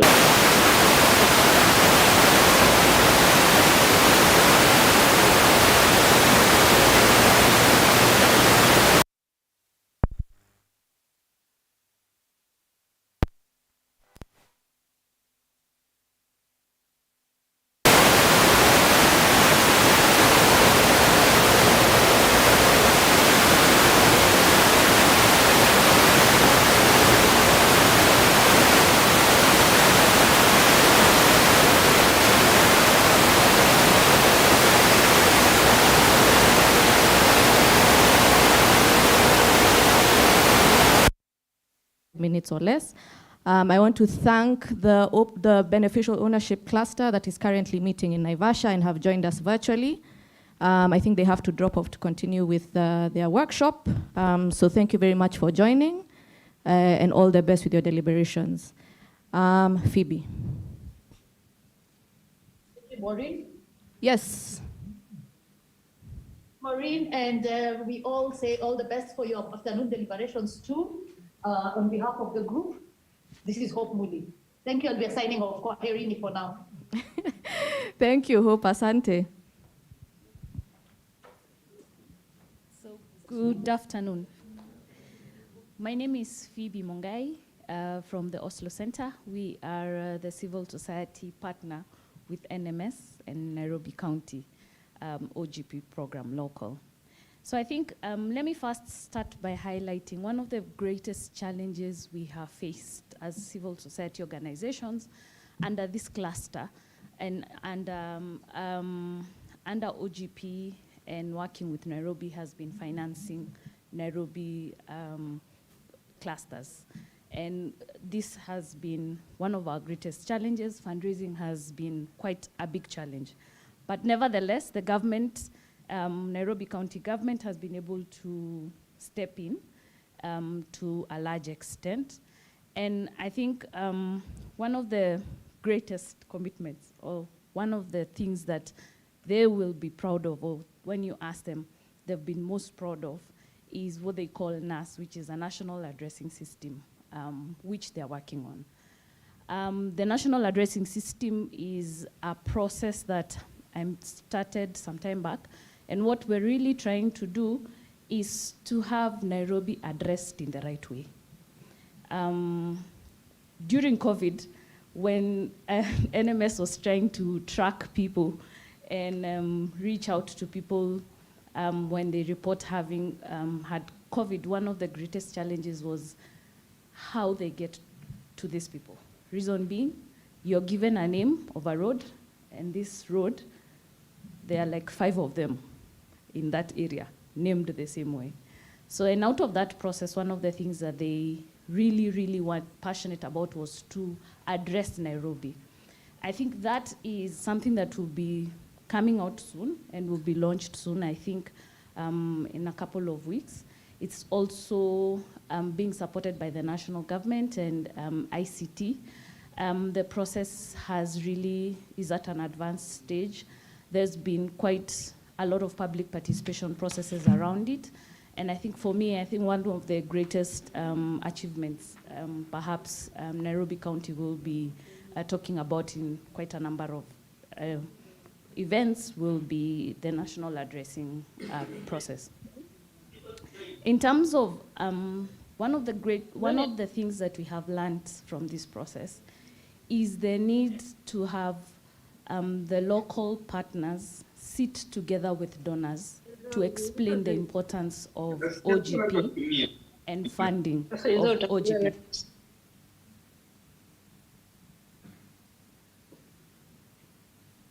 Funding of OGP programs. I think roundtable conversations on the importance of OGP in our local counties and our county governments is an extremely important thing, because then we are also able to sensitize our donors and also just create awareness of the importance of this and what are some of the things that the different counties are engaging in being more open. I think this is an area that a lot of donors have got no idea is happening. They have funds for this, but do not channel their funds here in Kenya. One of the biggest donors or funders of OGP or open government is the Swedish government. Here in Kenya, they have a department, but very little is done in terms of funding OGP projects. So I think that is one of the things that has been a greatest lesson learned from that process. What are some of the things that we have tried to work with NMS to make sure that we safeguard OGP is to ensure that all the staff that are involved in the OGP program are employees of the county government.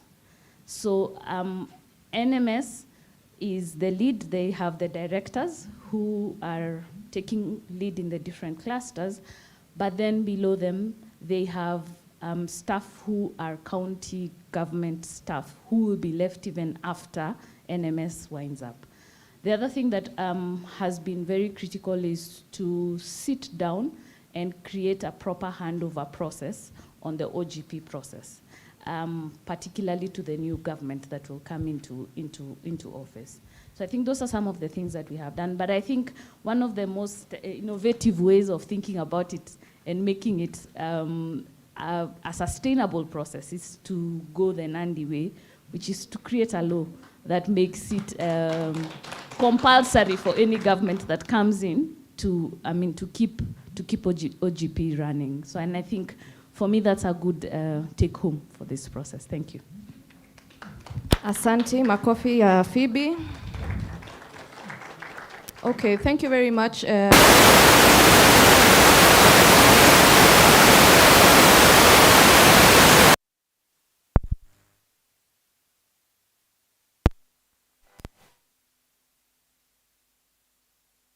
Online, he's online.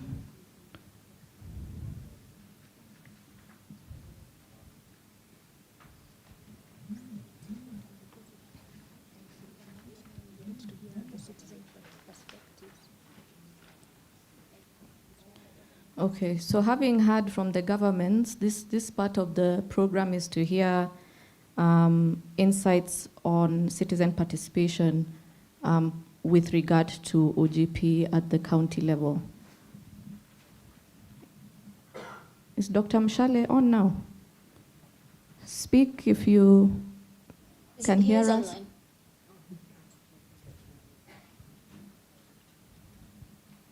Okay. How many minutes? And Dr. Mshale, we are going to ask you. I was having difficulties unmuting. Okay. We are going to ask you if you can to try and be brief. We are running over, also because of me, but thank you for your indulgence. Thank you. Thank you very much. I will try. Thank you, everyone, and a good afternoon. And as you have introduced, we're going to be sharing some of the evidence and lessons and best practices from 5 counties where we collected this data. And it's really important that we point out from the outset that even though we are presenting this data now, but some of this data was collected in 2020, and the other data was collected in 2021. In Nandi County, the newest kid in the block, we collected the data in July of 2021. And then in the 4 other counties, we collected this data during October, November in 2020, such that maybe what the county governments and other stakeholders have been doing on the ground have actually resulted in some of the changes in terms of public participation, service delivery, etc., as have been shared here. But we are going to share what the situation was then.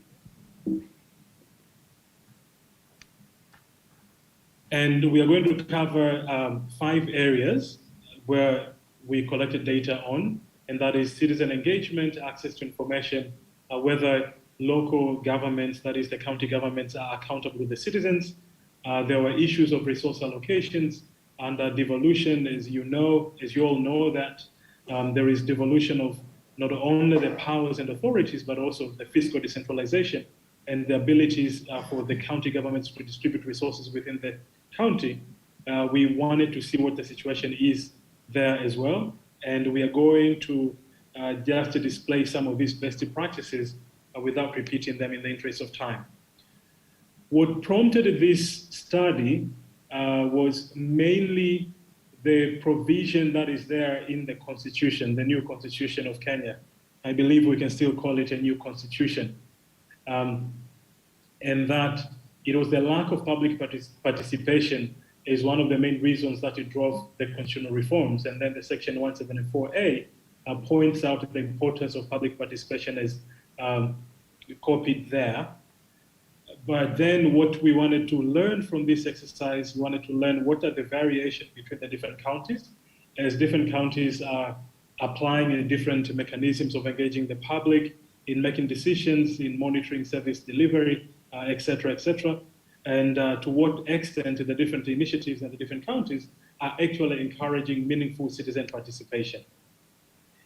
But the other thing that also prompted this data collection exercise is that we wanted to understand the extent to which the how and why of various aspects of citizen engagement and citizen participation, as we reported in our Sauti za Wananchi data collection exercises that we were conducting prior to 2020 and 2021.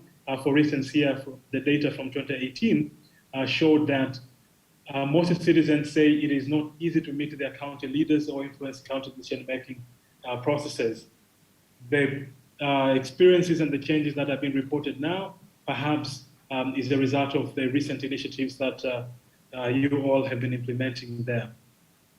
We also saw a number, citizens reported a number of reasons why they do not engage very effectively, but then we wanted to do these qualitative data exercises to understand exactly how these factors play out on the ground. For instance, the lack of time or being busy with work that prevents people from public participation. Is it really that they don't have the time, or is it that they're prioritizing their livelihood activities over participating in decision-making processes in the county? So it was a qualitative data exercise, and I'm not going to talk a lot about the methodology in the interest of time. We conducted focus group discussions and key informative interviews, and we covered both the citizen side and the county government side to understand both the demand side and the supply side of citizen participation, access to information, service delivery, and the local governance capacity. I will not repeat the topical areas. In terms of some of the findings that we are going to cover, is that we found that the County Integrated Development Plan, the CIDP, is the most important public participation process or mechanism in all the counties that we visited. And in addition to that, we also learned that the different counties have other mechanisms. Some of them are best practices in terms of how they engage the public. And I'm not going to repeat those because some of them have been explained already.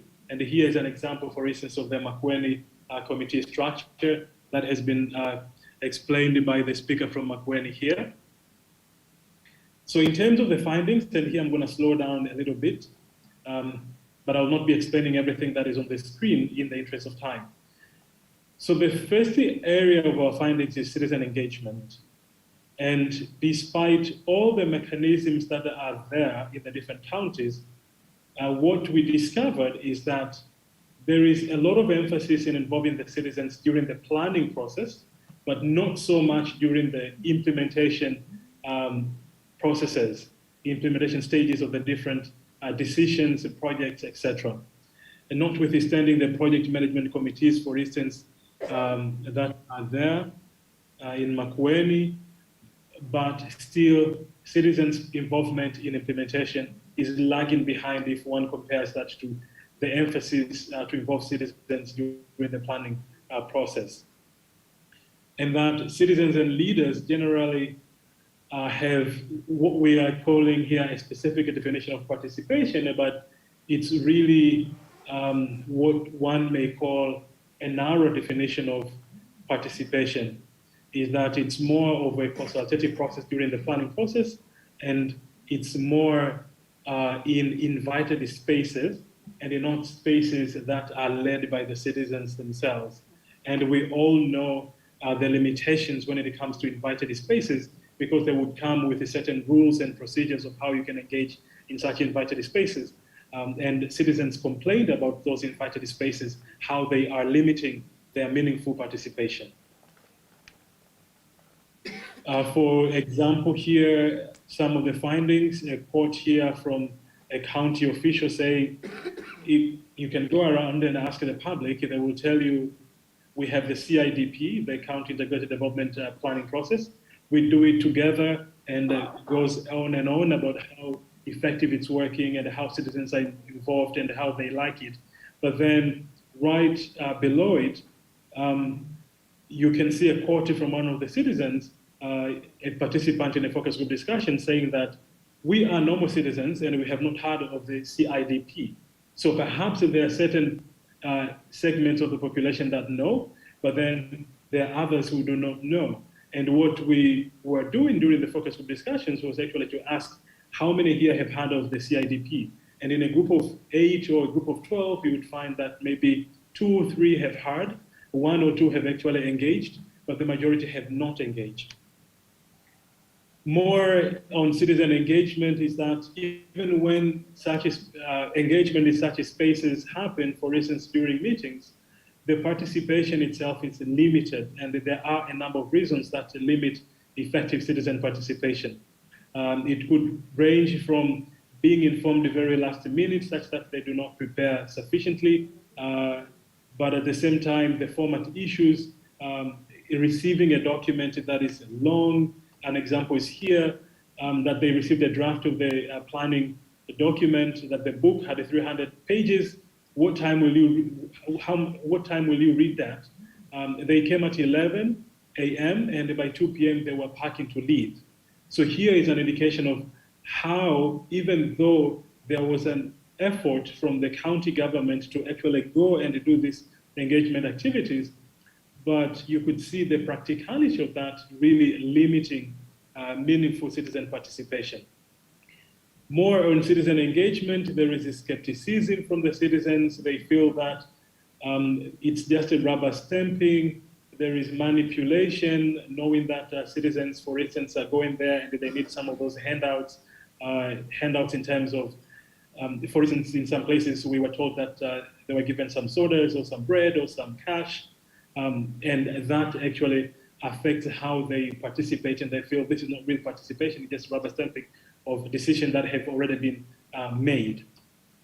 And we also learned that the processes need some improvement because as they were happening then, they tended to exclude the poor, the young people, and women because of how they are being organized, the rules, etc., the timings as well. But at the same time, citizens seeing that, having that perception that these participation processes are not really working, they decided to also be cynical about it and that we are going to be playing this game, we are going to attend. And they actually told us that in some cases, they showed up and they said, we don't have to waste each other's time to discuss whatever you want us to discuss. Show us where we need to sign, give us our handout, and we'll go. But in some other cases, some innovations have shown some potential. For instance, the use of social media spaces to encourage citizen participation has actually proven to be an effective way as well. We also looked into access to information, and that being 2020, 2021, 4 or 5 years after the passing of the Access to Information Act, we wanted to see the extent to which it's being applied and whether it's really enabling citizens to access public information from their county governments and whether they're using that information in their engagement. And what we learned is that the law is rarely used. Citizens are not proactive in demanding information from their local governments. And on the side of the county governments, what we learned is that it's more of just disseminating certain information in terms of announcements, for instance, but not really citizens visiting their offices and demanding for certain information and getting that information. But we also learned that, and this is something to commend some of the counties, that they are using a range of channels to disseminate information to different audiences, and that's a commendable effort that we witnessed. For instance, the use of WhatsApp groups in Makueni and in Vihiga as well, the use of Facebook, it's helping reaching out the population and involving them and make sure that they have certain information that's important for them. Then we also talked about accountability. What are the mechanisms for citizens to hold their county governments accountable and whether they're using those, and whether do they feel that their governments, their local governments are being accountable or they are not. And here we would like to emphasize that these are mainly perception data from the conversation that we had with them. The perceptions around corruption, they were really complaining about their feeling that there's a lot of corruption happening, corruption on employment opportunities, tendering, etc. How nepotism, the technical know-who really comes into play to accessing certain opportunities that are there as a result of the devolution mechanisms in the different counties. So I'm just going to display that for a second or two. And then the other aspect of our findings is around the resource allocations. And now that under devolution, counties have a lot of authority in making decisions within the county and distributing different opportunities and resources within the county to different sub-counties. Here again, citizens are concerned that resource distribution is untransparent, and as a result, it becomes inequitable. And there are some specific examples that they provided, and I will show here a few.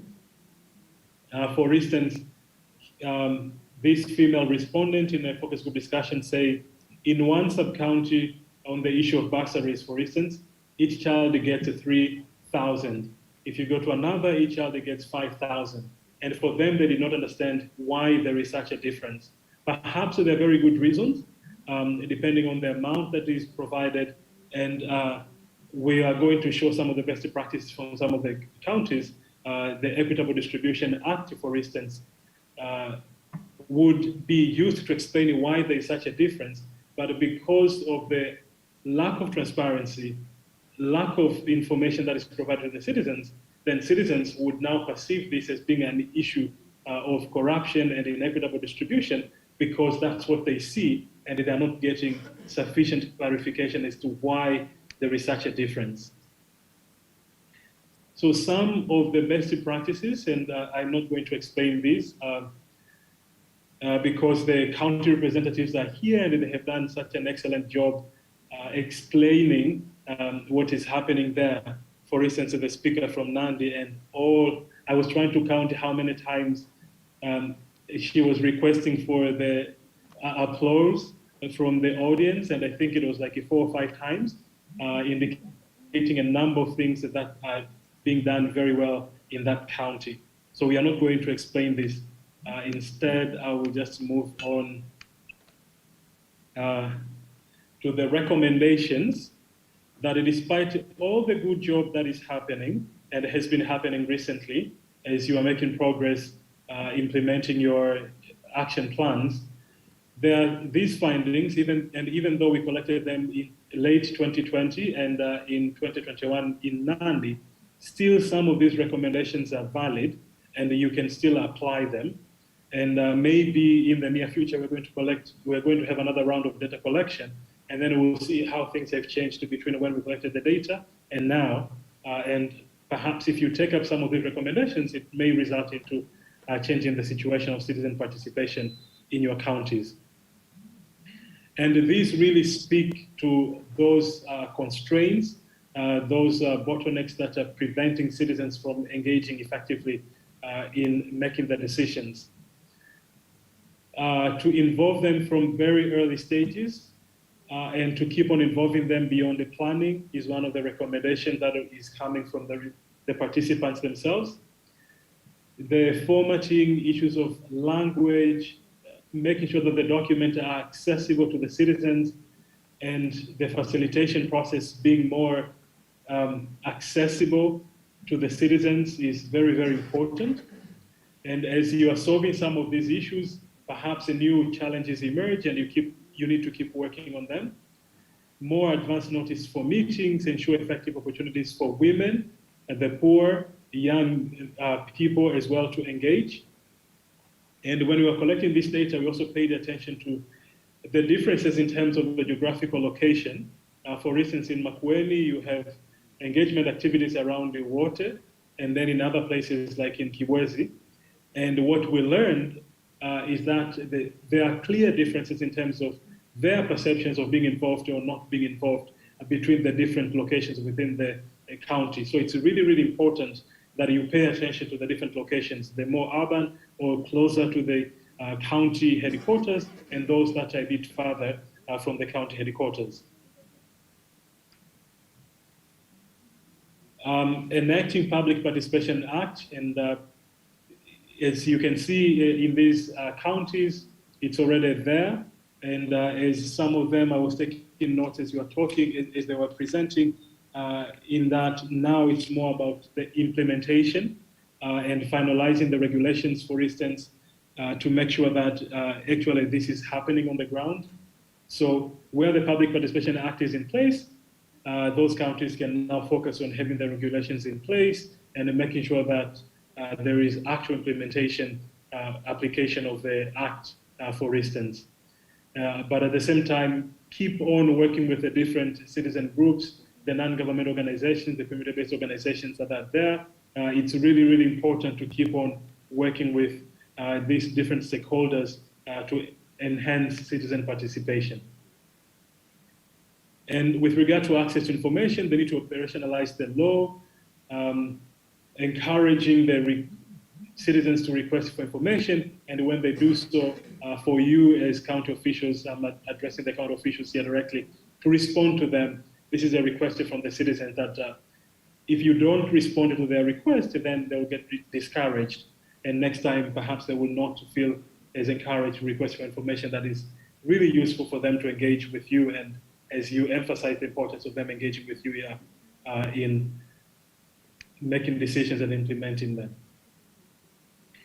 In terms of accountability and making sure that there is increased accountability, there are a number of recommendations here, including participatory public audits of recruitment and tendering processes, making sure the information is very transparent, information is there so that citizens can see what is happening, how are the tendering processes, how the decisions being made, who is getting the tenders and under what grounds, such that the complaints and the perception that there is favoritism and corruption may over time go away when things are becoming transparent by sharing such information.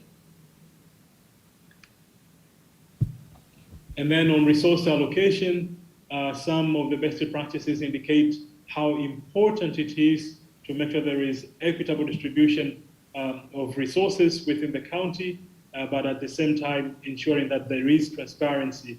For instance, on that 3K and a 5K example, there could be a very good reason, but if it's not transparent, then it will encourage the feelings of corruption and inequity distribution of resources within the county. So there is it's very important to improve on the communications, the timeliness of the communications, and making sure that the information reaches all the different parts of the county, all the different segments of the population within the county. And here is our last slide, leaving you with a summary of the recommendations, and I'm not going to repeat them in the interest of time. Thank you very much. A big clap for Dr. Mshale, really bringing to life the issues that we are speaking about, public participation, and seeing the intersectionality between, reforms, co-creation, and the implementation of public participation commitments. I know it would be really nice to also just hear from Kakamega and Vihiga, and perhaps we'll give you a moment to say something. But before then, and cognizant that we have another Open Gov event starting in 23 minutes.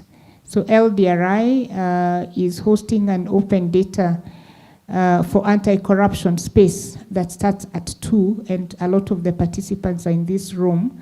So in the interest of time, perhaps if I give Kakamega and Vihiga the mic in 1 minute, just see what Open Gov means for you. Is that possible? Is there a roving mic? Then I pass the mic to Philip. Please keep it to a minute. Hakuna ingine? Especially in the context of the presentation from Twaweza. Thank you very much. As I said, my name is John Hamalongonda, Director, Public Participation, Civic Engagement, and Capacity Building in the County Government of Vihiga.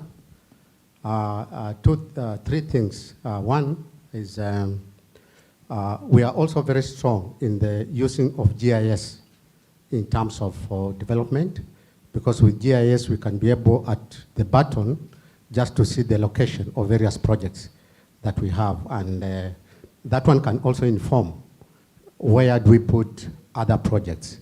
Because, for example, Department of Health, we have come up with a policy that people should not walk more than 5 kilometers to a health facility.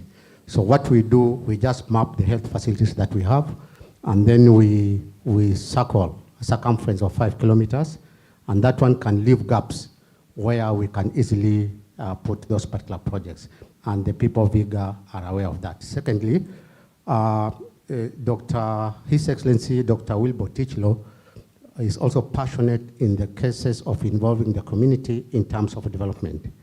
And he tried it when he came in, and he received rejection from the MCS. And I think it's a case in most of the counties that we do have. So now, 3 weeks ago, we now formed the Ward Development Coordination Committees. Ward Development Coordination Committees. And we have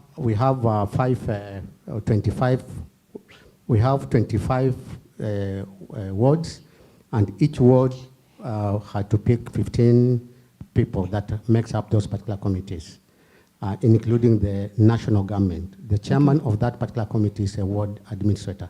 Those committees form an interface.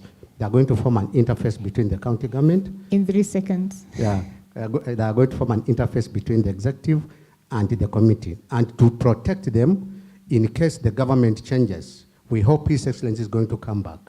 In the event, unlikely event that it changes, then we are going to gazette those particular committees so that they are protected. Thank you very much. Thank you. And we look forward to engaging more and learning about it over lunch. Big clap for Vihiga. Okay. Strictly 1 minute, Kakamega. Was there someone from Kakamega? Yes. I'm reminded that I'm on injury time, so I really just need to wind up.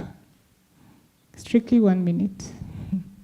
Thank you very much. My name again is Alex Musikoyo from Network for Research and Governance from Kakamega County. We are a CBO, and basically we engage in ourselves in trying to create civic awareness, educating members of the public about the budget processes in Kakamega. We also have budget champions in the 12 sub-counties within Kakamega County, where we usually, our budget champions helps the women, youth, and people with disability to actively participate in the budget-making processes. We also try to make memorandums and submit them to the county government of Kakamega, and we have good working relationship with the Kakamega County government. The public participation, the person in charge, we are partnering well to ensure that the concerns of the citizens are involved and engaged. Thank you very much. Thank you very much. Putting OGP to practice. Now handing over the mic to Philip.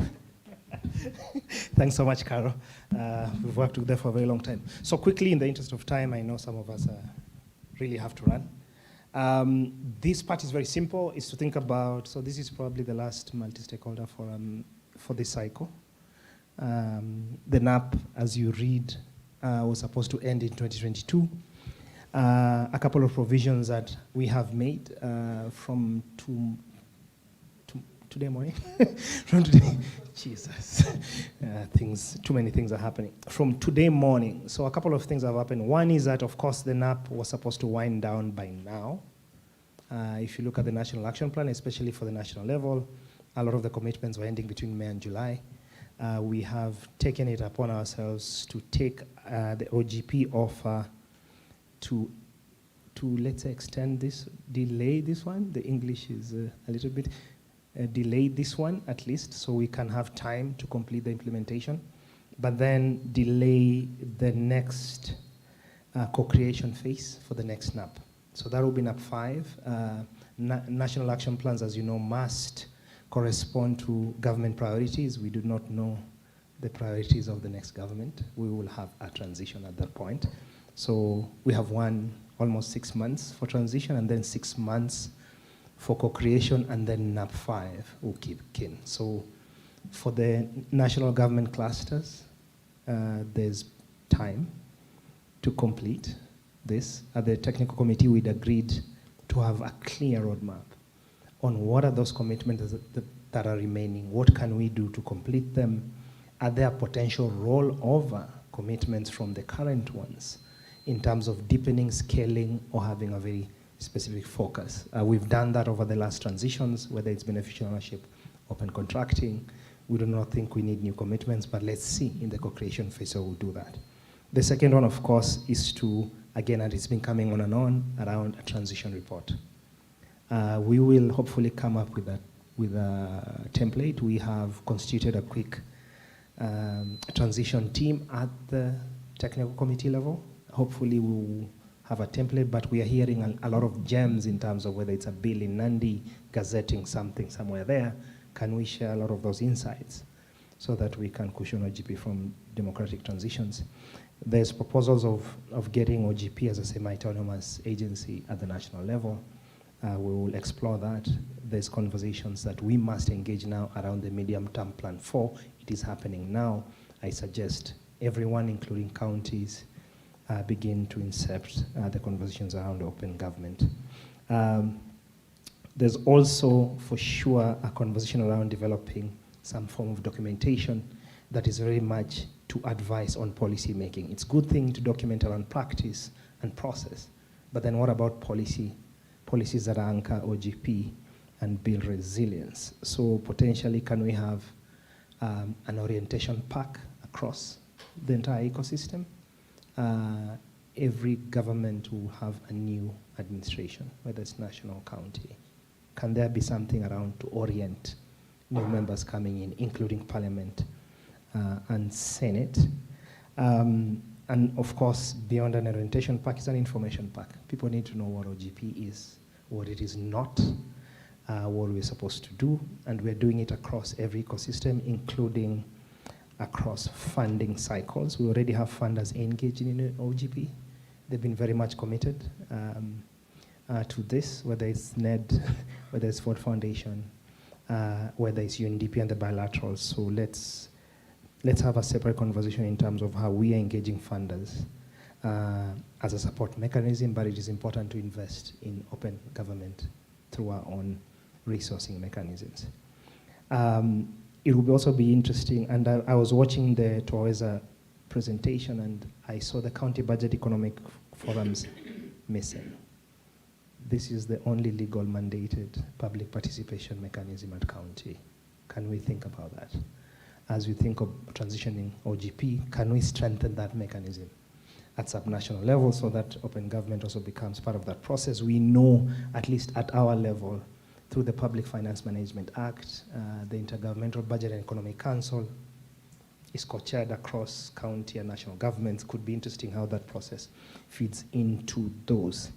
As part of also the transition, we've also been seeing how to anchor open government around performance contracts. We need incentives. We need open government not to be an additional responsibility, but part of the delivery of public servants. So how do we ensure that there's a rewards incentive mechanism around that? We're also having conversations separately with the Performance Contracting Secretariat to think about reviving that entire regime. I'm trying to rush, my apologies. Finally, I think there's then what we need to know between now and potentially the elections. And so we've agreed, at least at the technical and steering committee level, is to launch the parliamentary caucus on open government. You will receive invitations between our office and Mzalendo and Senate. And we want to do this before Senate is prorogued by June 16. So you will have that conversation. So that's another anchoring mechanism that will ensure that open government is resilient, at least through the Africa peer review mechanism, and I'm sure we'll have presentations from that, from the CPRM, the conversations also around the 10 counties. We will try and create some alignment between OGP counties and counties that CPRM is taking place to also ensure that that piece of public participation for service delivery is potentially anchored. There's a big conversation we're already having now, and I'm glad that Robertson is in the room, around recognizing open government in the era of technology. I was listening to the presentations, and that piece is missing. And so we are having a separate conversation, especially with Senate again, and around how do you ensure that agile governance and the multi-stakeholder forum that OGP is pushing becomes that essential space where we can begin to interrogate how transparency, accountability, and public service delivery is anchored in this new dispensation of technological revolution. And so we will also ensure that that conversation is fed, especially within counties. In closing, at least my bit, yes, as in closing in my bit, so the transition plan is simple, that CAJ, as co-chair, will be most likely be taking more of the leadership role at this time, at least for the next transition period until the next government comes in. We will still support, of course, but will you see more CAJ taking leadership? That was our initial strategy from 2 years ago. The second thing, of course, is that we have the transition committee, so hopefully we'll make an announcement so that we can coordinate feedback. We're also engaging State House and the transition team there to be able to transition OGP into the next administration. This is not new, and it's not a Kenyan issue, it is a global issue that OGP always has a challenge during transition, whether it's the US, Obama, Trump administration, whether it's Mexico, whether it's Turkey, so don't worry, this is not new, but I think the Kenyan advantage is that we have learned from the other countries, and I think we're trying as much as possible to make this the best practice. I think I'm done.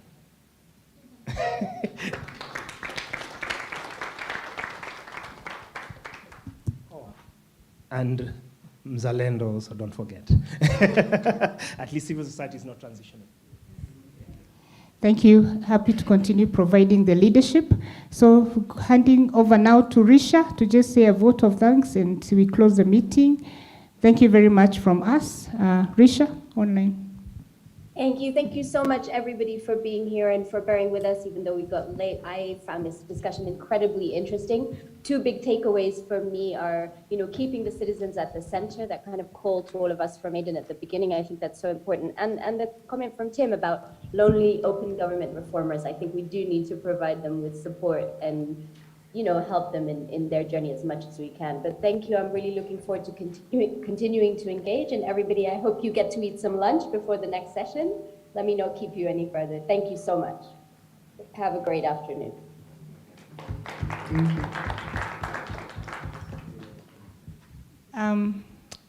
Lunch is served. I think Ida will distribute the vouchers if she hasn't. But there's someone who wanted to really, really say something as he walks out.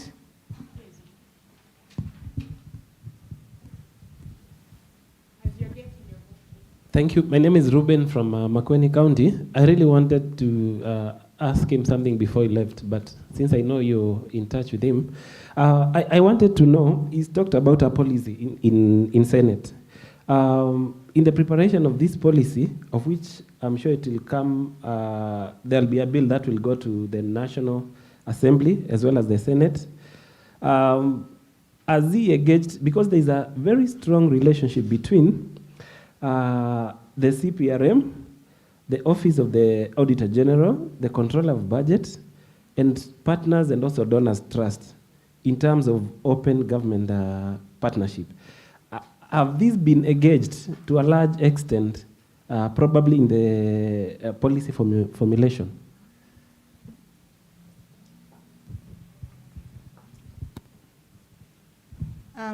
Sorry, I think we are talking about two policy documents. So in the current action plan, one of the commitments we had made as part of building OGP resilience is developing policy briefs that relate to the work that we are doing, right? And I think that's a work that, that's a policy document that Philip is talking about, not so much the policy at the larger level. Kavata and Dr. Bushiri are here from the Senate, and I don't think there's a policy in Senate at the moment. What's at the Senate now is about strengthening and institutionalizing the OGP framework within Senate and hopefully within Parliament. Right, Kavata? Yeah, okay. Excellent. Also recognize that the Kenya Young Parliamentarian Association was here, represented by Sentemani. Thank you very much for joining us. Please enjoy your lunch and feel free and very in support of LDRI, the Open Data Commitment, to join the Twitter space that starts in a few. Fortunately, you just need to be on your phone to be able to join in, so please do. I think the link, if not shared, can be shared across, and it's available on all the Twitter feeds on Twaweza, LDRI, and at Mzalendo Watch. Thank you.